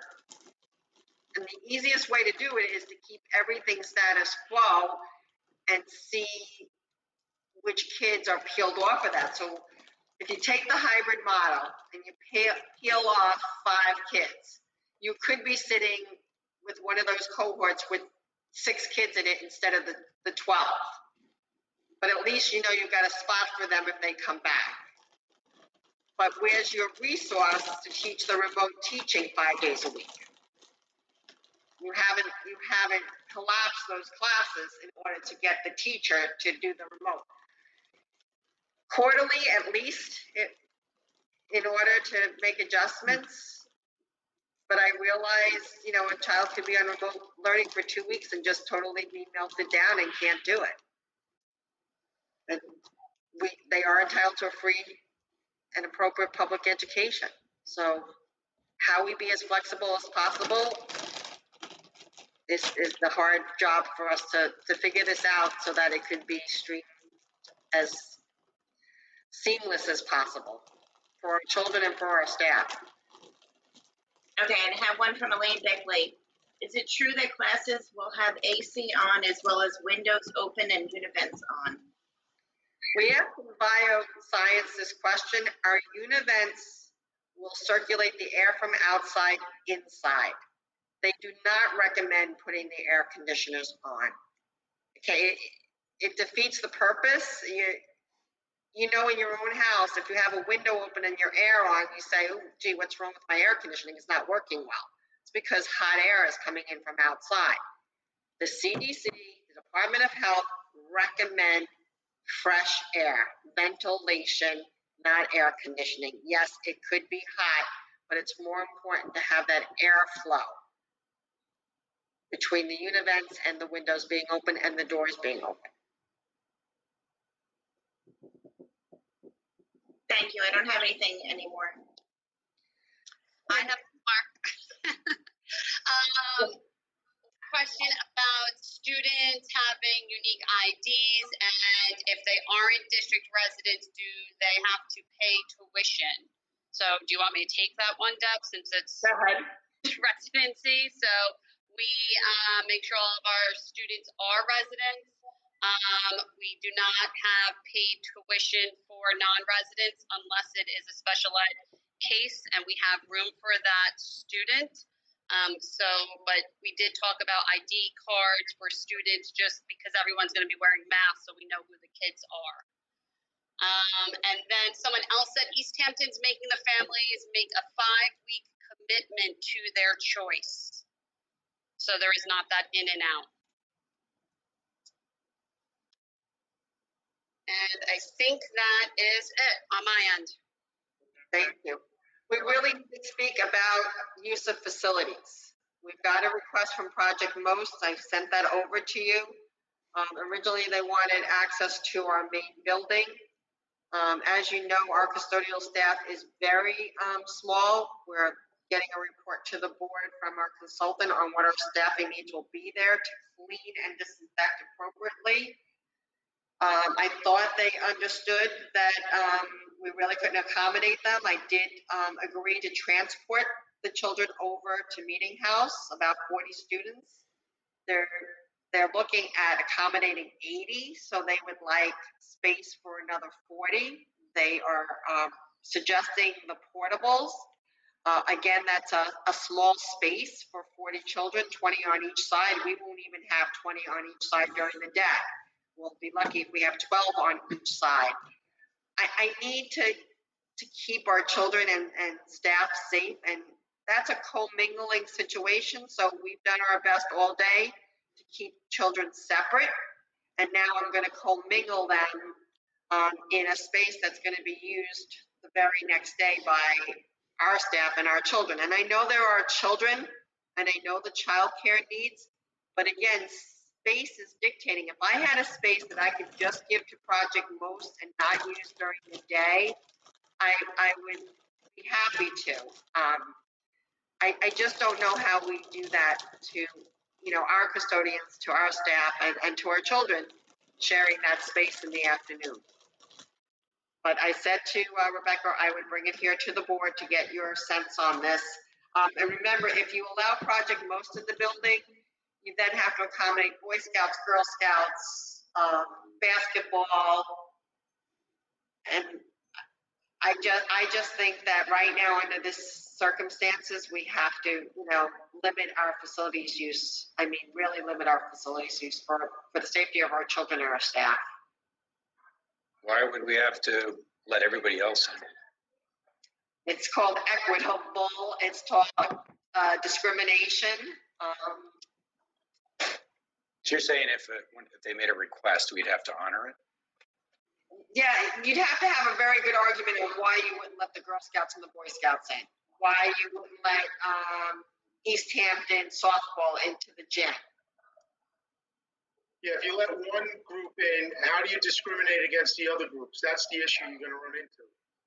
And it'll open up, potential legal actions against us if we're letting one group in and not the others. So it's like one of those all or none. I mean, I think for the time being, we shouldn't be having other groups in, mostly because we don't know how our custodial staff is going to handle the timing and all that needed to do all this extra cleaning. I mean, this would be another round that they'd have to do on top of other stuff, and there's not even a routine down for that yet. That would be one of my concerns. And then, having other people in there, it's I would think our parents would feel more comfortable if we did not have that opened up, but my opinion would be to say we just can't do that at the moment as we're starting things back up and working out protocols. I kind of agree with Barbara on that as well. I mean, we're doing the best we can what we have, and then for the 40 kids, and also I think they had 128 kids last year, not 40 or 80 in the program. That's a lot of kids to shuffle back and forth between the two buildings. Even transportation will be a nightmare because you're going to be taking kids that are on different buses going on the same bus. So we're intermingling those kids. I mean, I know Project Most is important, but hopefully this thing's only going to be a few more months. Let's pray to God that, we're not going to be in this for the rest of our lives, and we're not going to be the full school year, and play one bit at a time. Right now, we got to solve our educational problem first, and then we can look at the other problems later on. That's the way I look at it. Pat, I also agree with Barbara and you on that. I think we need to really focus on the safety of our kids. And again, I gave Project Most a lot. But I think right now is the time we need to really focus on other. Well, yeah, I mean, a lot of those kids are our kids, obviously, but what about like Ashwag Hall? You know, some of these other options, Most Holy Trinity. Is Project Most looked into all these other spots? Yes, and their license, interesting enough, Rebecca was telling me, has a lot of flexibility in it. So she could probably easily go to Most Holy Trinity, where we have to probably jump through hoops if we were to send our classes there. So Maybe they should look at that right now and see if they have any success there. Do they have to comply with the space regulations also? I mean, if you're talking about like 20 plus kids like in one side of the portable, that is not 6 feet per kid. she says they have different guidelines. Yeah, but it doesn't go with the co-mingling that we've been talking about. Is those same kids come back to school the next day after they co-mingle with different cohorts. So all the work we've done to kind of keep them separate is going to be taken apart by that. Correct. But we can't stop our parents from their childcare, whatever their childcare is. That's going to be the same thing on the remote days. Amy, is this, are you in agreement with this, or what are your thoughts? Yeah, I agree.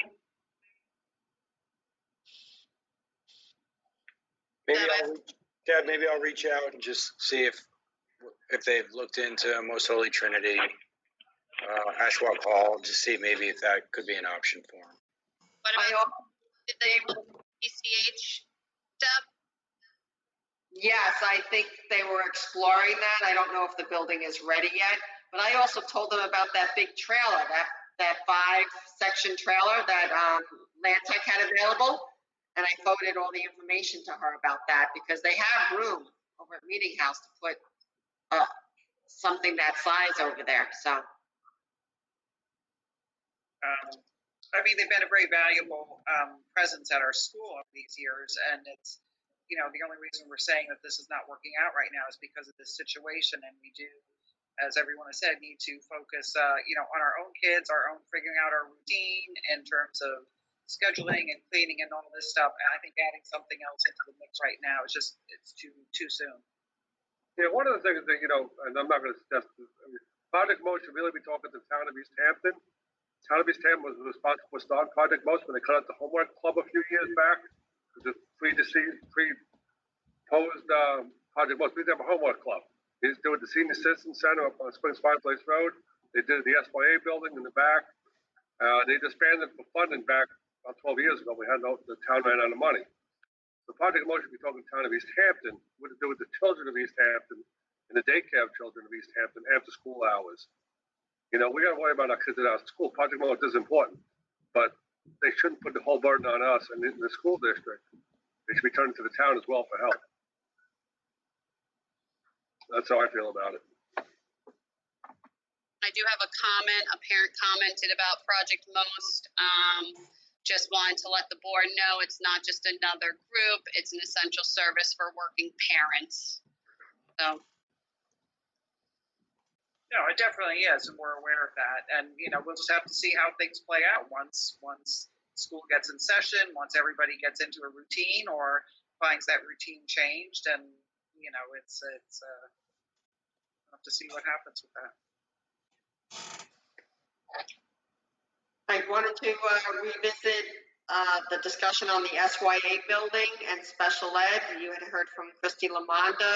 Carrie, you want to take this, that you looked at the numbers, and one of our concerns was the special ed numbers don't add up to the gen ed numbers. So you'd be taking a space that could hold 36 students, and then they would only have what in that space, Carrie? Which space? So SYA. I think there is a room of 20, what do we say, 16 on each side, possibly. Right.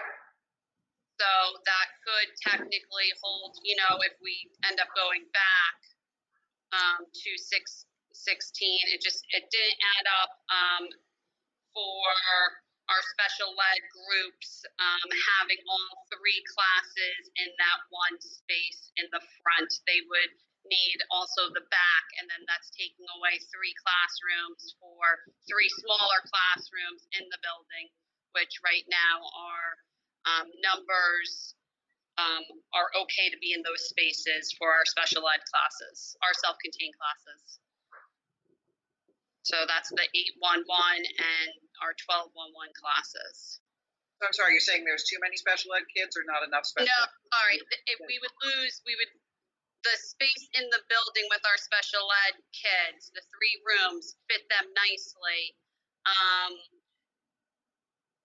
If we put them into the SYA and to have them all together and then busing and everything and treat them as a cohort is what the special ed teachers wanted to do, we would lose too much space for other students.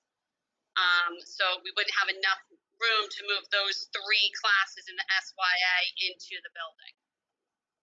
Unless we end up with a bunch of parents responding to the survey that say they don't want to send their children back. And again, it comes back to that. And, I think it's a nice idea having everyone together there and that works space-wise, but if it does not, you guys know that best. And, again, it's just juggling everything around. It is nice having the services, OT, speech, PT right there with them. But again, this summer, there's a max of 5-6 kids in the building with all the providers. It's not, there's 17 kids in those 3 classes come September as of date.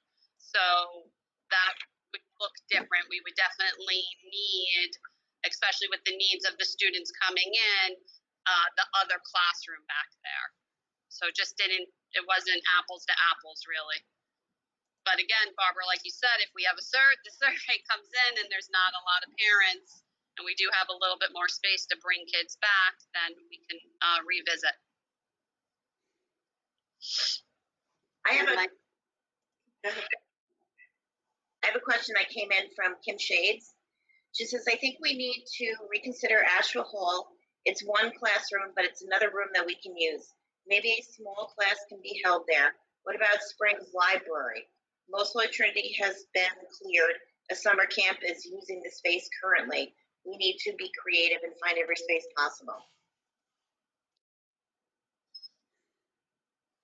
So should our survey, Barbara, include full day as an option, even though we don't have space? It sounds like we have a number of parents who don't want to send their children to school at all and want remote 5 days a week. And I'm hearing another group of parents who want 5 days a week of in-person learning.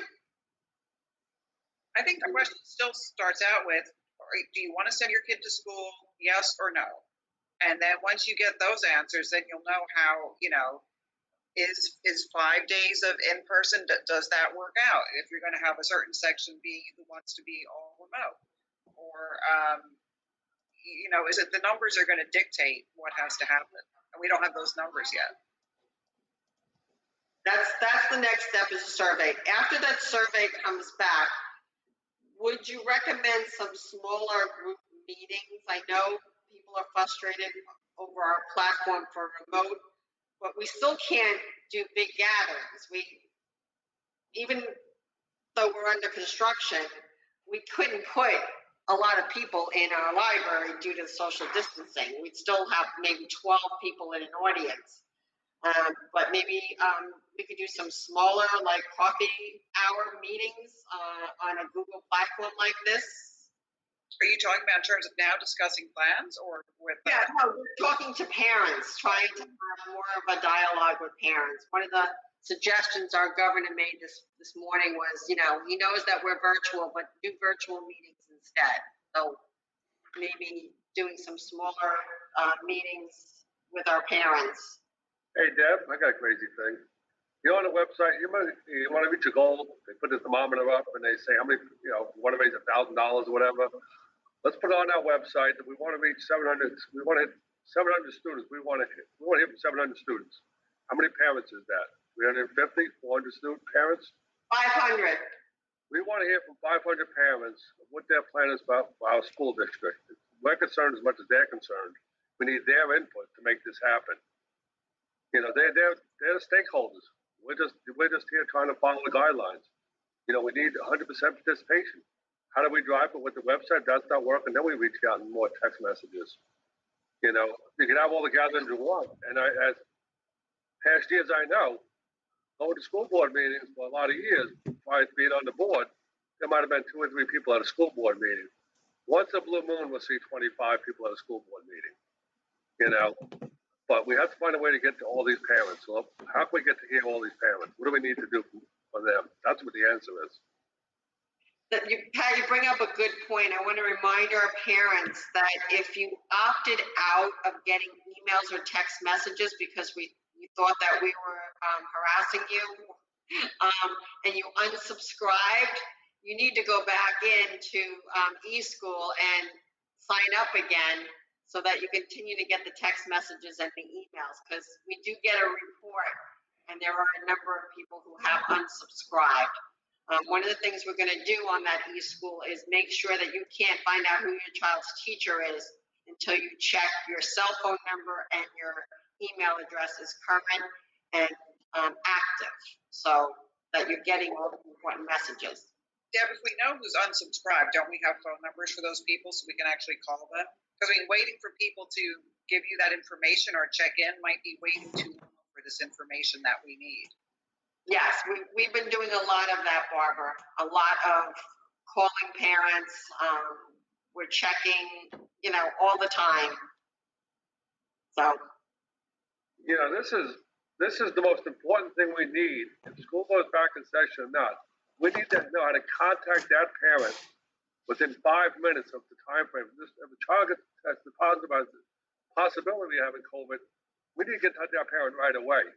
So it's just as important for us, and it's for the parent, as a parent, how be able to have contact with your child's safety.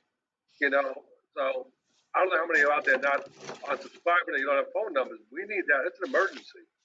John? You know, Pat, and I agree with that, Deb, also, but at the same time, I just want to make sure everybody understands that no matter what input we get from how many parents we get it from, we're still not going to make everybody happy in this process.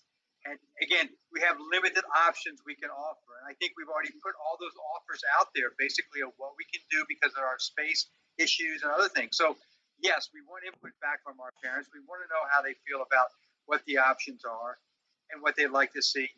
But when the bottom line comes and we make these decisions, we're not going to make everybody happy. And so people need to understand that not everybody can be made happy in this situation, especially when we're trying to follow the guidelines and make it safe as possible, and also provide time for our teachers to do the work they need to do the work this year. It's going to be different. It's going to take a lot of different kinds of strategies and work in order to make this happen, and we need to have the time for that also. And that's part of the hybrid, is to give teachers more time to do some of the planning they need to do, because it does take a lot more work. I can tell you from my own wife's personal experience, it takes a lot more work to do this kind of teaching than it did in person every day the way it was before March 13th. John, you sent out a recent text today, John. How many of those were bad calls?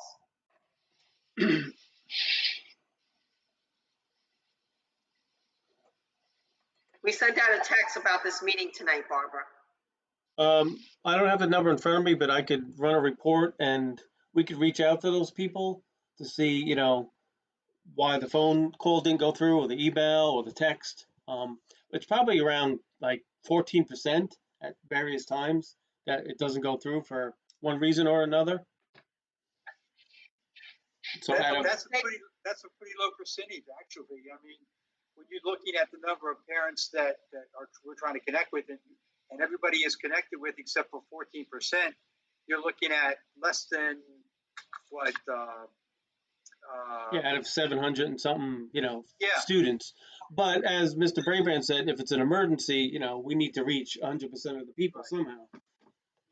You know, Tim brings up a very good point about, you our teachers there are certain things that they are going to be able to do and not.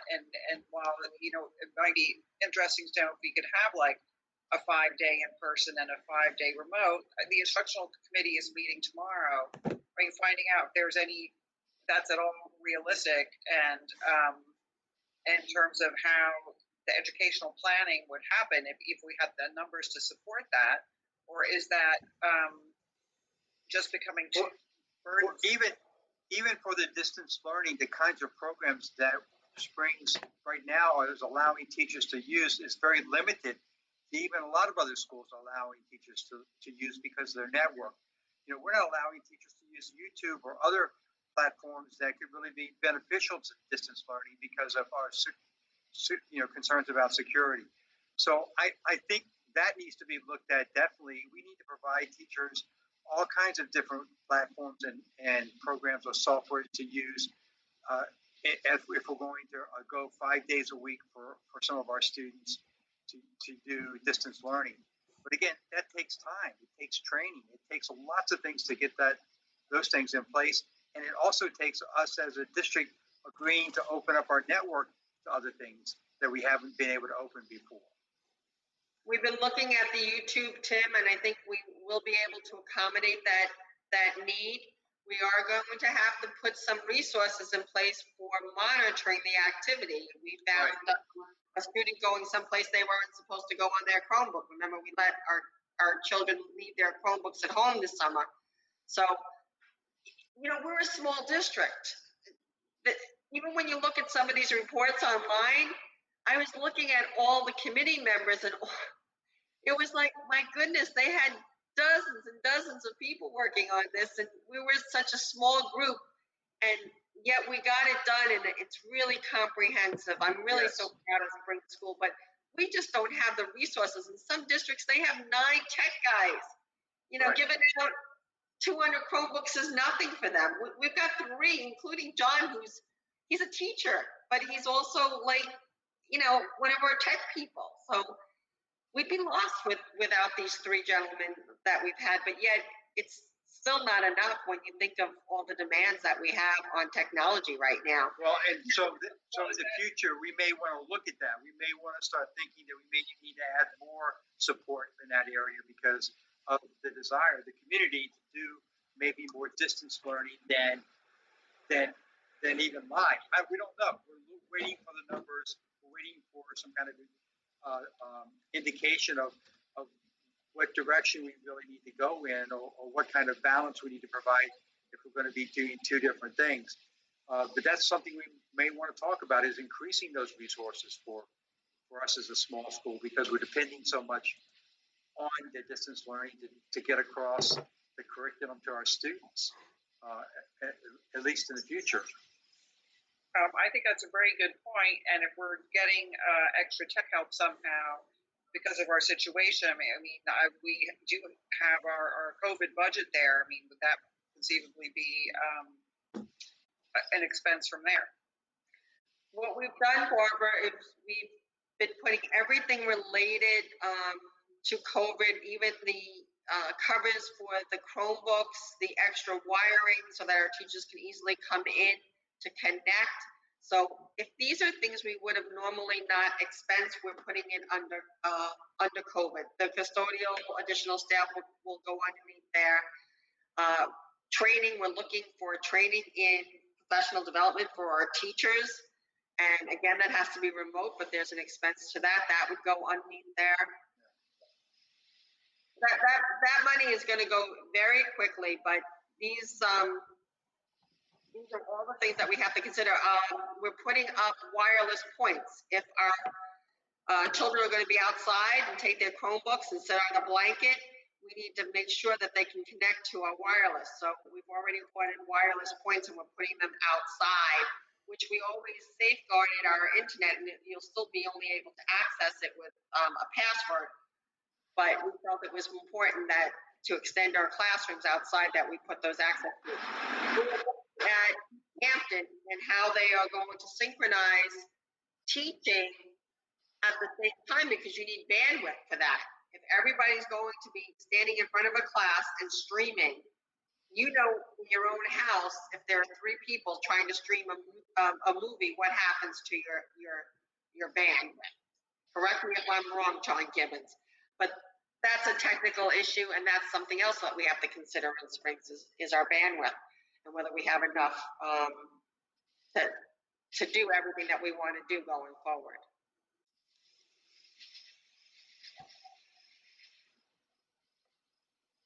Deb, I do have more questions. Okay.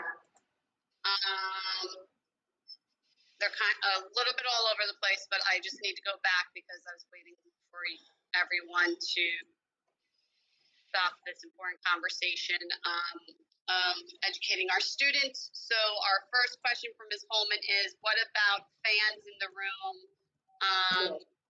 Our students are melting. Cannot use fans, cannot use hand dryers, and believe it or not, nebulizers in a nurse's office. Anything that sprays droplets around cannot be used. A question about if parents choose to keep their child home on a day they are due in school, will remote learning be available to them for that day that they should be in school? Depends on where this child is in the lesson, I guess. We have to look at that. They're really in the other cohort. They're in the cohort that's in school that day, so that teacher's not going to be teaching that Right, cohort. so that student would have to be sick, so that would be a sick day for them. So no, I would say no. Yeah. There's no way that they could do it. Right. Not with the current plan. No. Yeah. But they could email the teacher just to check in and ask questions. Okay. Good suggestion. What about an outdoor board meeting? I thought about that. And also asked to see the results of the survey they filled out. I think that's on our plan, right, Deb? Yes, the result of the first survey is in the back of the plan. And of course, we'll make these results available as well. Okay.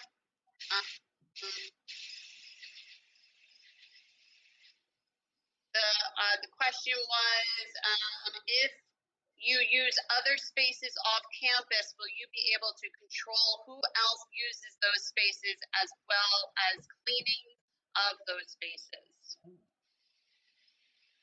There are so many logistics with going off campus, from security to cleaning to access.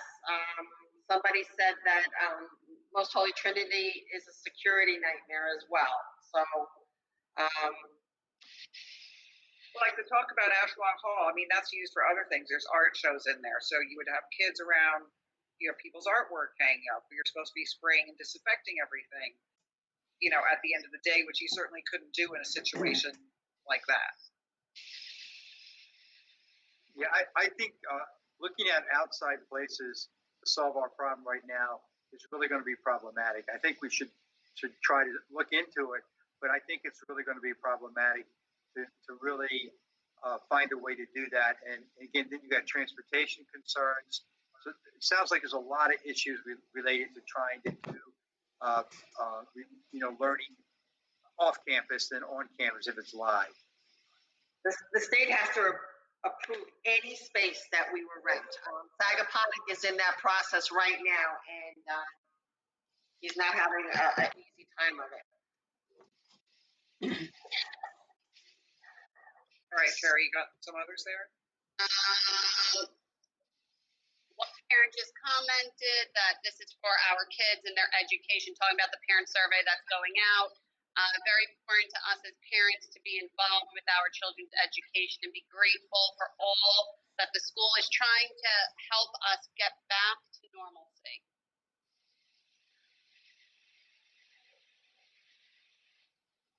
That is it. Okay. Thank you. Thank you. I mean, regarding an outdoor board meeting, it would have to be during the daytime. It wouldn't be at evening like this. So it means it would have to be on the weekend, and it would have to work with everyone's schedule. So I don't know how feasible that is right now. We would actually have to see if that works for people. But it's certainly something we could discuss and see if that would fit in with people's schedules. Barbara, I don't mind, meeting with small cohorts outside. We have a couple of picnic tables. So I think that was somebody's question. We are looking to buy additional picnic tables for lunch. I'm wondering about that because a picnic table is really 6 to 8 feet long. So then you have 2 people at a picnic table? If you're Three. Yeah, actually 3. We looked at it. Yeah. Yeah, maybe camp stools are better. But again, you take your mask off, you have something to eat, and you don't sit there for an extended period of time. It's what period of time you're supposed to have your mask off anyway, not for a long period of time.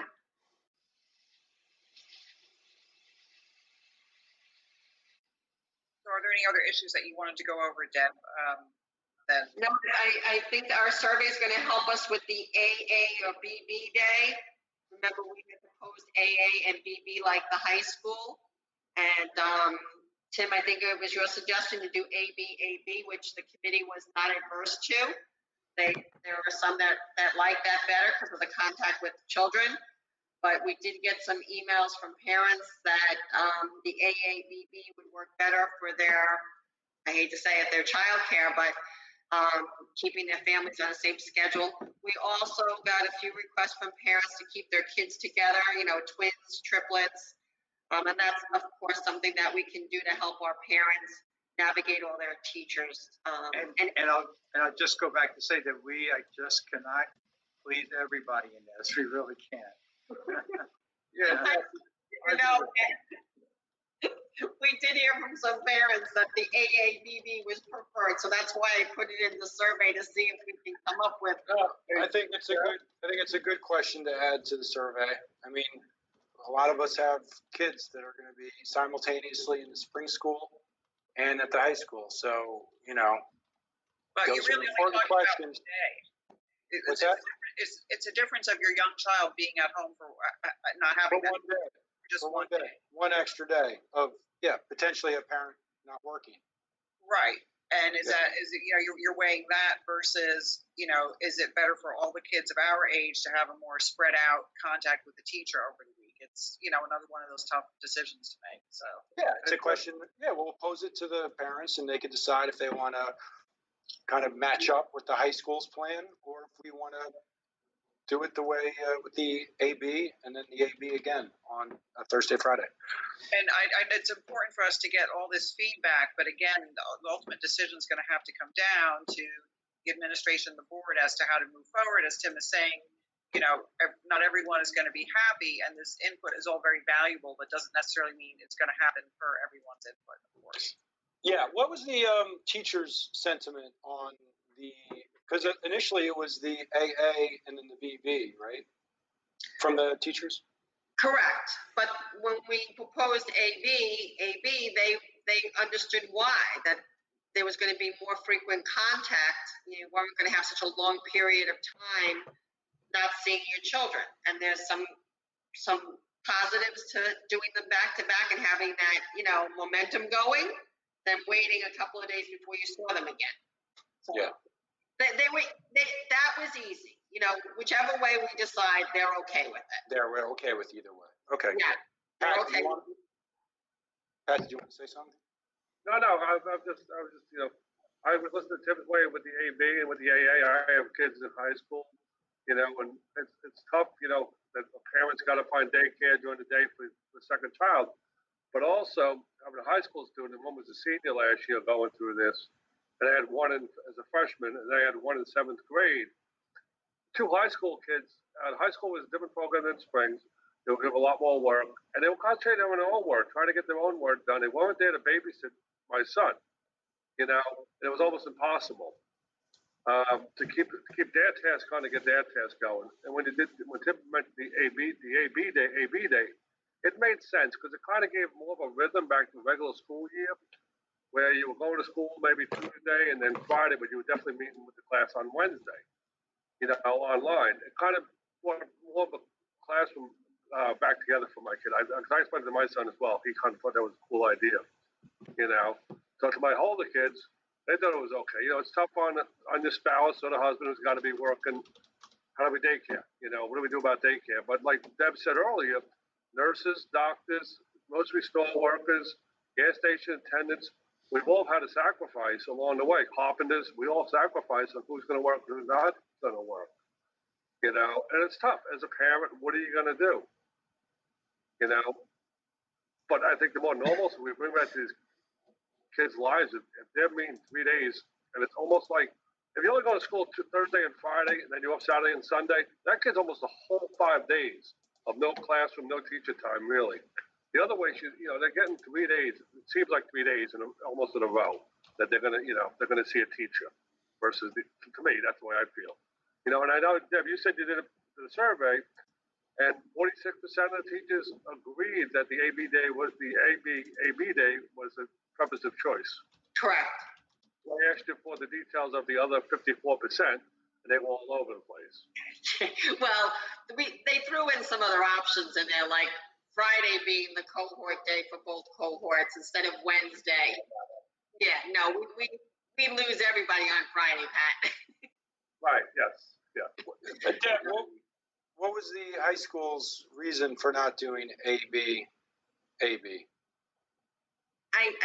I don't know the answer to that. I can reach out to Adam and ask him. I think that would be helpful. Yeah. Just getting that information. Yeah. But they're also opening full-time elementary school, Dave, They don't have the same babysitting issue, as you would say, the child, oversight issue if their elementary schools open 5 days. Yeah. Right. Yeah, it's a little more freedom up there. That's tough. I have a question from Kim Shades that just came in. How would the distance learning affect sports schedules if and when they play sports again? Is it possible that if enough parents kept their kids home, that the parents who wanted 5 days could send the kids 5 days? I know I would definitely send my children if it was an option. I know there are families who would welcome the 5 days in person. Will the plan for distance learning be more interactive? I feel the younger kids need more hands-on experiences. They have to learn basic skills as reading to maneuver the websites.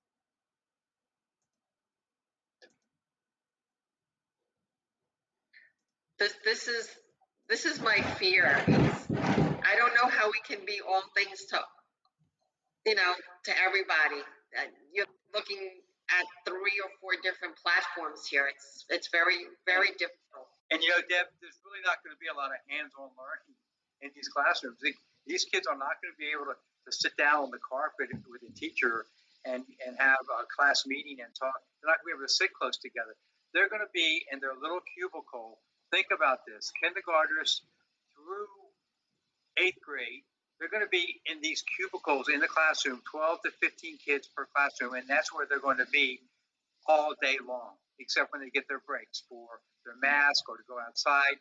And that's asking a whole lot of kids to do that. And we're saying that's going to be better having them in person than distance learning. And the combination, we may be able to make it work better. But to have them 5 days in our situation a week, we just can't do. We can't put that many kids or that few kids in the classroom space that we have and make it safe for them.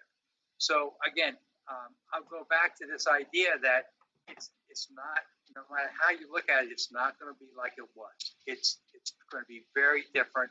And the challenge is for our teachers to be able to instruct kids and involve them and engage them in the curriculum in meaningful ways, given those parameters. It's going to be really difficult.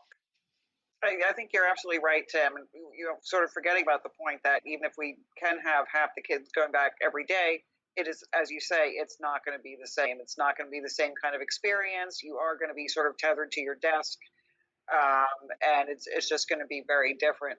It seems to me like in the next couple of weeks to a month, we're going to be figuring out how things are changing in terms of regulations and the state of, the illness in general. And then when school starts again, to me, it seems like within a month, you might have to revisit everything depending on how things are working out. Just with this willingness to learn from the situation as you find yourself in it, as to what's actually working for kids and parents and what's not, but not being too changey, but being willing to respond to how things are playing out. Barbara, that's a really good point. This is really a time for us to look at education and what we want for our children. One of our big topics of discussion was homework. You know, based on the fact that these children will be sitting in seats all day long for the most part and not being able to interact and play, we thought it was important, no homework. Go home at the end of the day and have activities that you are allowed to do with your neighbors, if that's who you've been socializing with your siblings, because during the day you wouldn't have gotten those opportunities. So that's one of the things that's going to come out of this, is that we are looking at this no homework for the days that our students do come to school, because I've been sitting all day. It's hard to sit behind this device all day. Hey, Deb, tomorrow, you said the instruction committee is getting together? Is it tomorrow? It's either tomorrow or Wednesday. Tomorrow we have BBS coming to start our 5-year planning for our facilities. Yeah, I heard that. Well, I would just say next time the instruction committee gets together, I think the key is, getting the latest teacher sentiment in terms of where the entire staff is. Because we can talk about all these things, but we got to make sure that, they're all on board to do the things that we are hoping that we can make happen in the fall. And I think having that open line of communication with the union and making sure that everybody's still on board is important. Yes, and guidance from the governor, if that executive order comes out that reads very differently from what we're thinking for September, then we have a lot of thinking to do. If we don't have the staff to open, then we can't open. Yeah, so you're talking about Governor Cuomo's comments today that were kind of vague in regards to teachers, right? Yes. Okay. Yeah. Hey, Deb, I have something in from Whitney Riedlinger. She is in charge of our sports program. Can you hear me? On remote learning 5 days a week. Then we know the numbers that we're looking for staffing. Deb, you cut out for. We lost you for a minute there, Deb. Julie has a question for you. Yeah, I'm sorry. I didn't think somebody could hear me. I kind of lost, I thought I lost somebody. So Whitney Riedlinger, she's in charge of our sports program. She just wanted to let everyone know that sports are currently on hold as of July 13th. NYSED has not approved the start of school sports yet. We are waiting for more information. If we do start, it will not be until September 21st of this year.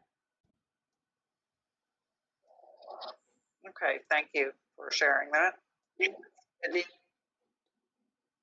We'll be meeting with Whitney tomorrow. Okay. Are there any other issues that we need to discuss, or does the board have any other questions about things at this time? And is that the end of our questions from our community?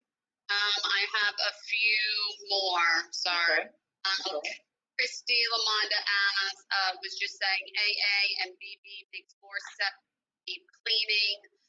And someone responded, that's why the high school is doing it between cohorts to clean. And then someone asked if we're having teachers rotate classrooms. I assumed it was a safety reason. Yeah, the special teachers are going to be pushing into classrooms. So children at the high school level will not be changing classes. Their math teacher will go to their homeroom class. You mean at our middle school level? At the middle school level, yes, sorry. Okay. And then someone asked if the link for the parent survey could be put on our site, and John Gibbons did answer and say, yes, it'll be put on the homepage. So everyone could go there to answer it as well. We had another question, who is on the instructional committee? And then how were committees chosen? Teachers are on the instructional committee, administrators. There is no board member on that committee, Barbara. That was the one that you asked about. because it wasn't a board committee, but a board member could certainly be on that committee. Who else is on that committee, Carrie? I You think were, do you have the committees listed on the webpage? it's on the plan, It's on the plan, right? Yes, okay. like the second page of the plan.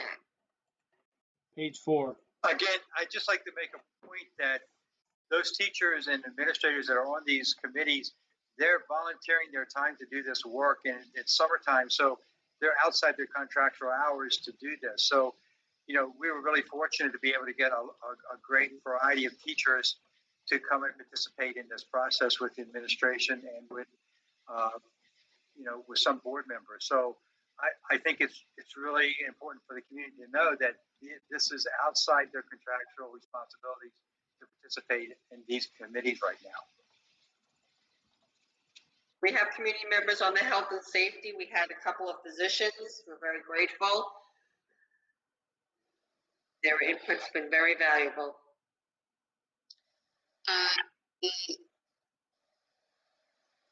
That person said asking how they were chosen. We asked for volunteers for the committees. And then there was a question about, any possibility of live streaming on days the kids are not in the building. Just wondering if this option has been considered or if we even have the capability. We're exploring that option. And again, we have to know that we have the technology, the bandwidth, and then there are a host of confidentiality that we have to worry about, including a policy. So I will get that proposed policy to the board to look at as well. It's very important that we respect the confidentiality of our students on that live streaming. It has to be done in a certain way. It is what's being proposed at the high school and the middle school, not at the elementary school. Yeah, after we discussed this, I realized that I would actually have concerns about that, where someone's at home. I mean, you want kids to fully participate in class and not be afraid of making mistakes, and you're in public, but it's being streamed into someone's home, and not just your friend who's usually in your class, but maybe their sibling and their parents. And, you know, you certainly want kids to be comfortable taking academic risks and, you know, doing what they need to do in a classroom without concern about who's potentially watching them. I know when we first started filming the board meetings, I was very, you know, nervous about my usual behavior being filmed. I've totally gotten used to it, but it's, you know, I think maybe it's different when you're a young kid and having to possibly put yourself on the spot in certain situations in your classroom. I agree with you, Barbara, and I also think that the teachers are going to have a huge issue with live streaming in their classrooms. That's going to be a real concern of theirs too. Wasn't this addressed by the attorneys in that email you sent out? Wasn't some of this? Yes. So it seems like they're trying to make it work, so it's an option. Did I misread that? No, you're reading it correctly. If you follow the steps and do it properly, there is a link on the East Hampton website.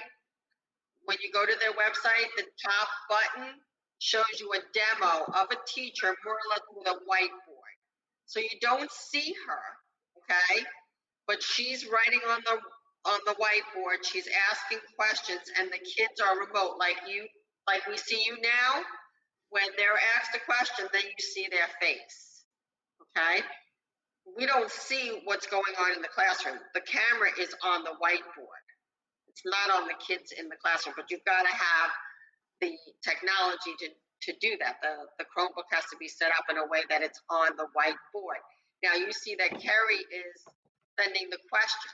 So if a student has a question who's at home, does that teacher need somebody in the room? Or will she hear a buzzer go off that there's a question from somebody at home? But she's got the class in front of her that has questions too. So you're asking her to go like in two different directions with answering questions. We can't put another teacher in the room like Carrie to monitor the questions that come in remotely. That would be a staffing nightmare.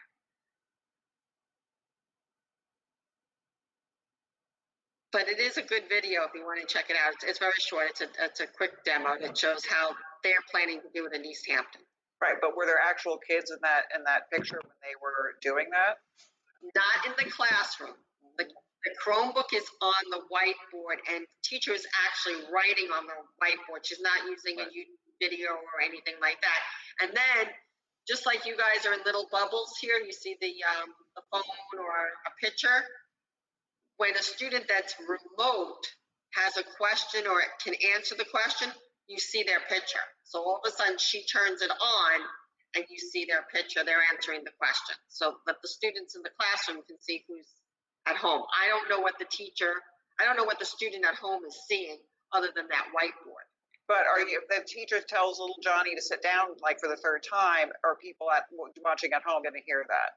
Yes, yes. Unless she turns her mic off every time she needs to talk to somebody. Otherwise, yes, they're going to hear that. And I'm a little concerned also about remote learning and classroom learning. Kids are kids, and you don't know how, kids don't properly dress sometimes in front of their own computer screen. And that could be an issue with how do we censorship somebody at home? Have we ever thought about how we address that situation? Well, I think, Pat, there's going to be protocols for that. There has to be. School is school, regardless of whether you're at home in front of the computer or on live. Has to be a certain criteria, and if the student can't meet that criteria, then they're cut out of it. They're shut out of it, so they can't participate. And then I think a parent should be called about that, because they need to be prepared to be there just like they're going to be at school, even if they're at home. Tim, we have pajama day. We have pajama day once a month. Come on. Well, again, is that inappropriate? I think. No, I'm joking. I'm joking. Yeah, but again, people are going to ask that question. It is a legitimate question to ask. Yeah. So what do we do about it? We continue to say school is school. It's not home.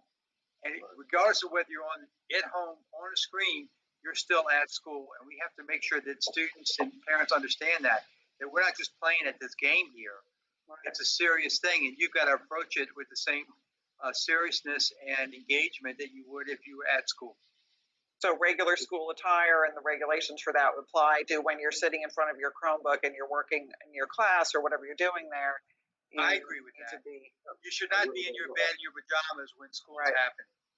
Of course, you might be able to get away with wearing flip-flops and no one will know, but... Yeah, caught on Channel 12.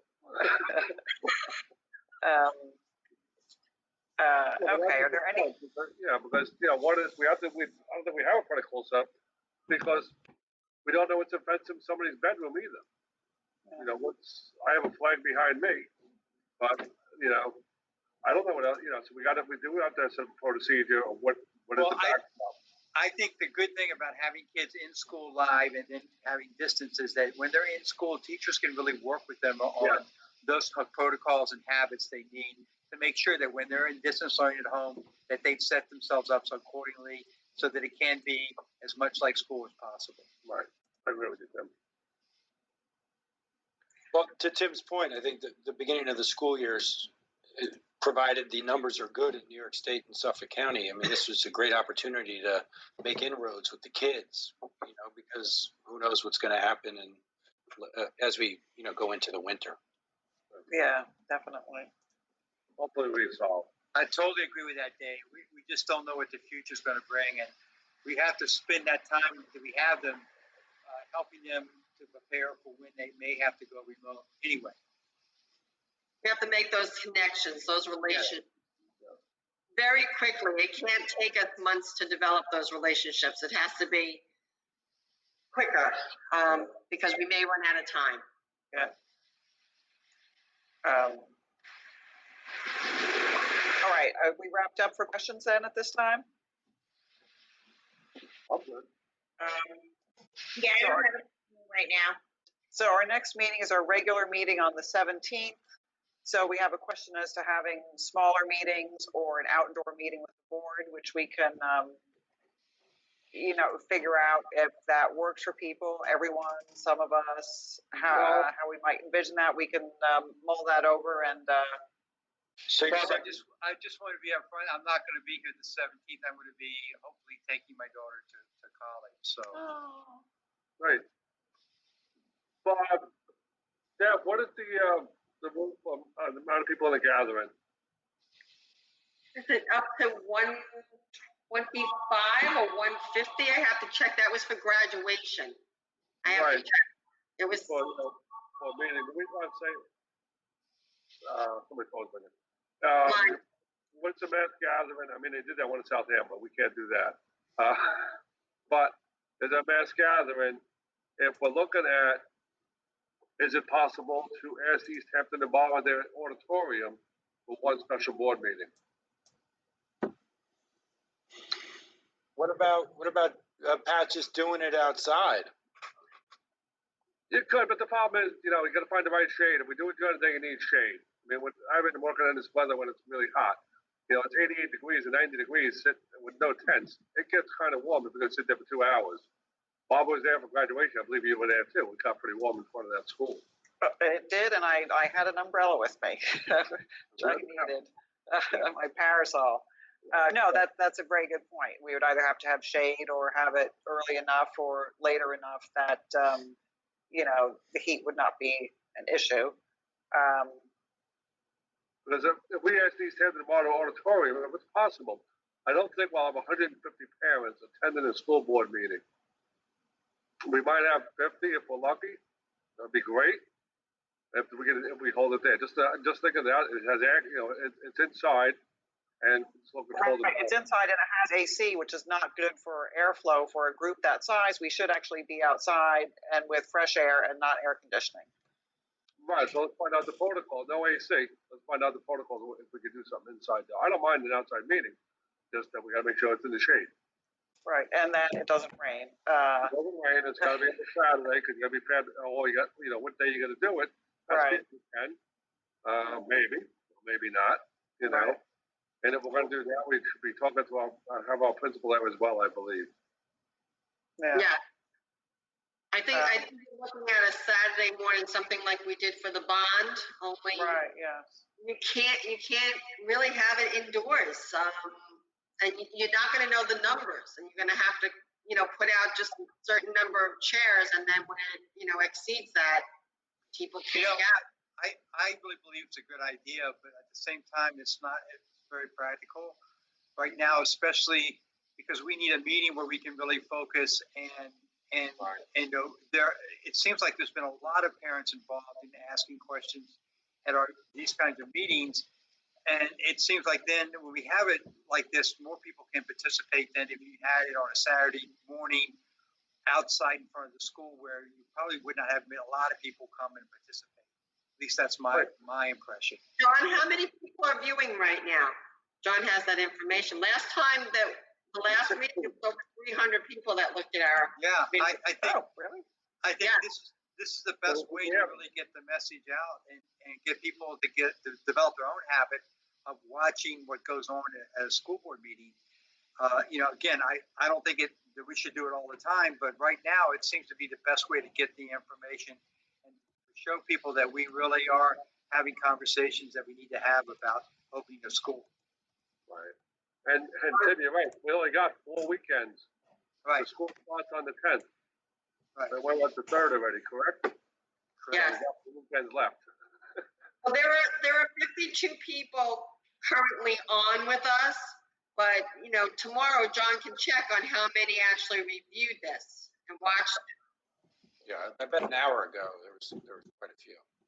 So since we have the next meeting is scheduled on the 17th, but we're anticipating more information coming in this week from a number of fronts, is there any reason we need to fit in another special reopening meeting like next Monday in between? Or is that all, you can handle all that stuff without having to have the board and the public involved, or what do you suggest? I would welcome another meeting. We can tell you all the survey results at that meeting, and I can make recommendations moving forward based on the survey results and get some things definitive. This is what we can do so people can make plans. Barbara, I think that's a good idea. I think next Monday would be another time to, put it out there, because I think we'll get a lot of participation in it. So if we're asking for our survey to be returned by the 8th, for meeting on the 10th, will we be able to get enough information from that, culled from that? We'll get the information very quickly, Barbara. It's only a couple of questions, and based on that, I can make a recommendation, and we can talk about the recommendation on Monday night's meeting. Right. It's a done deal. It's a recommendation, and weigh the pros and the cons. So does that work for everyone else to have a meeting on Monday the 10th, another just strictly for the reopening plan meeting? It works for me. Yeah, sure. And we're going to get those updated questions tomorrow, probably. Yes, I'm going to work on them now, Dick. Oh, you don't have to do that. Amy, does that work for you? Yeah, that's fine. Okay. Thank you, Amy. All right, so we'll reconvene next Monday then and go over, our information and the plan again. So at this time, do I have a motion to adjourn this meeting? Before that, Barbara, I'd just like to apologize to everybody for not being able to be an exec and coming in a little bit late tonight. My wife and I were actually lost up in a couple of the mountain trail we were hiking on today. And my friend had to come and save us. So that's why I got a little bit late. Don't worry, we didn't have exec today, Tim. We started at 7. It wasn't too bad. Okay, good. Well, I'm glad you guys are safe. For a 3-hour hike, it was a 6-hour hike. I'm glad you're okay. Oh, goodness. Uh-oh. We're okay. Good. Yeah, we were anticipating spending the night out there, but it worked out. So we'll have to tell you about that later. Oh, man. Anyway, I have a motion. I will make a motion also. Yeah, all right, do I have a second? Ben, Deb, and Barbara, there is a question about a foreign language teacher for French. Do you want me just to copy all that information, Deb, and you can respond? We don't have the resources for a French teacher. It's something that I have spoken about many times over the years, much to my dismay. It is not offered due to both the budget and lack of space. And, sorry, I don't want to get all hot here at the end of the meeting to talk about the lack of French that our kids have. So I'm going to go back to the motion and the second. All right, all in favor? Aye. Aye. Good night. Great. Thank you very much, everyone. I'll read that survey and send it out to you. Great. Thanks. Have a good night. Dawn, thank you. Thank you, Sharon. All right. Jules. Thanks, Good night. for being there.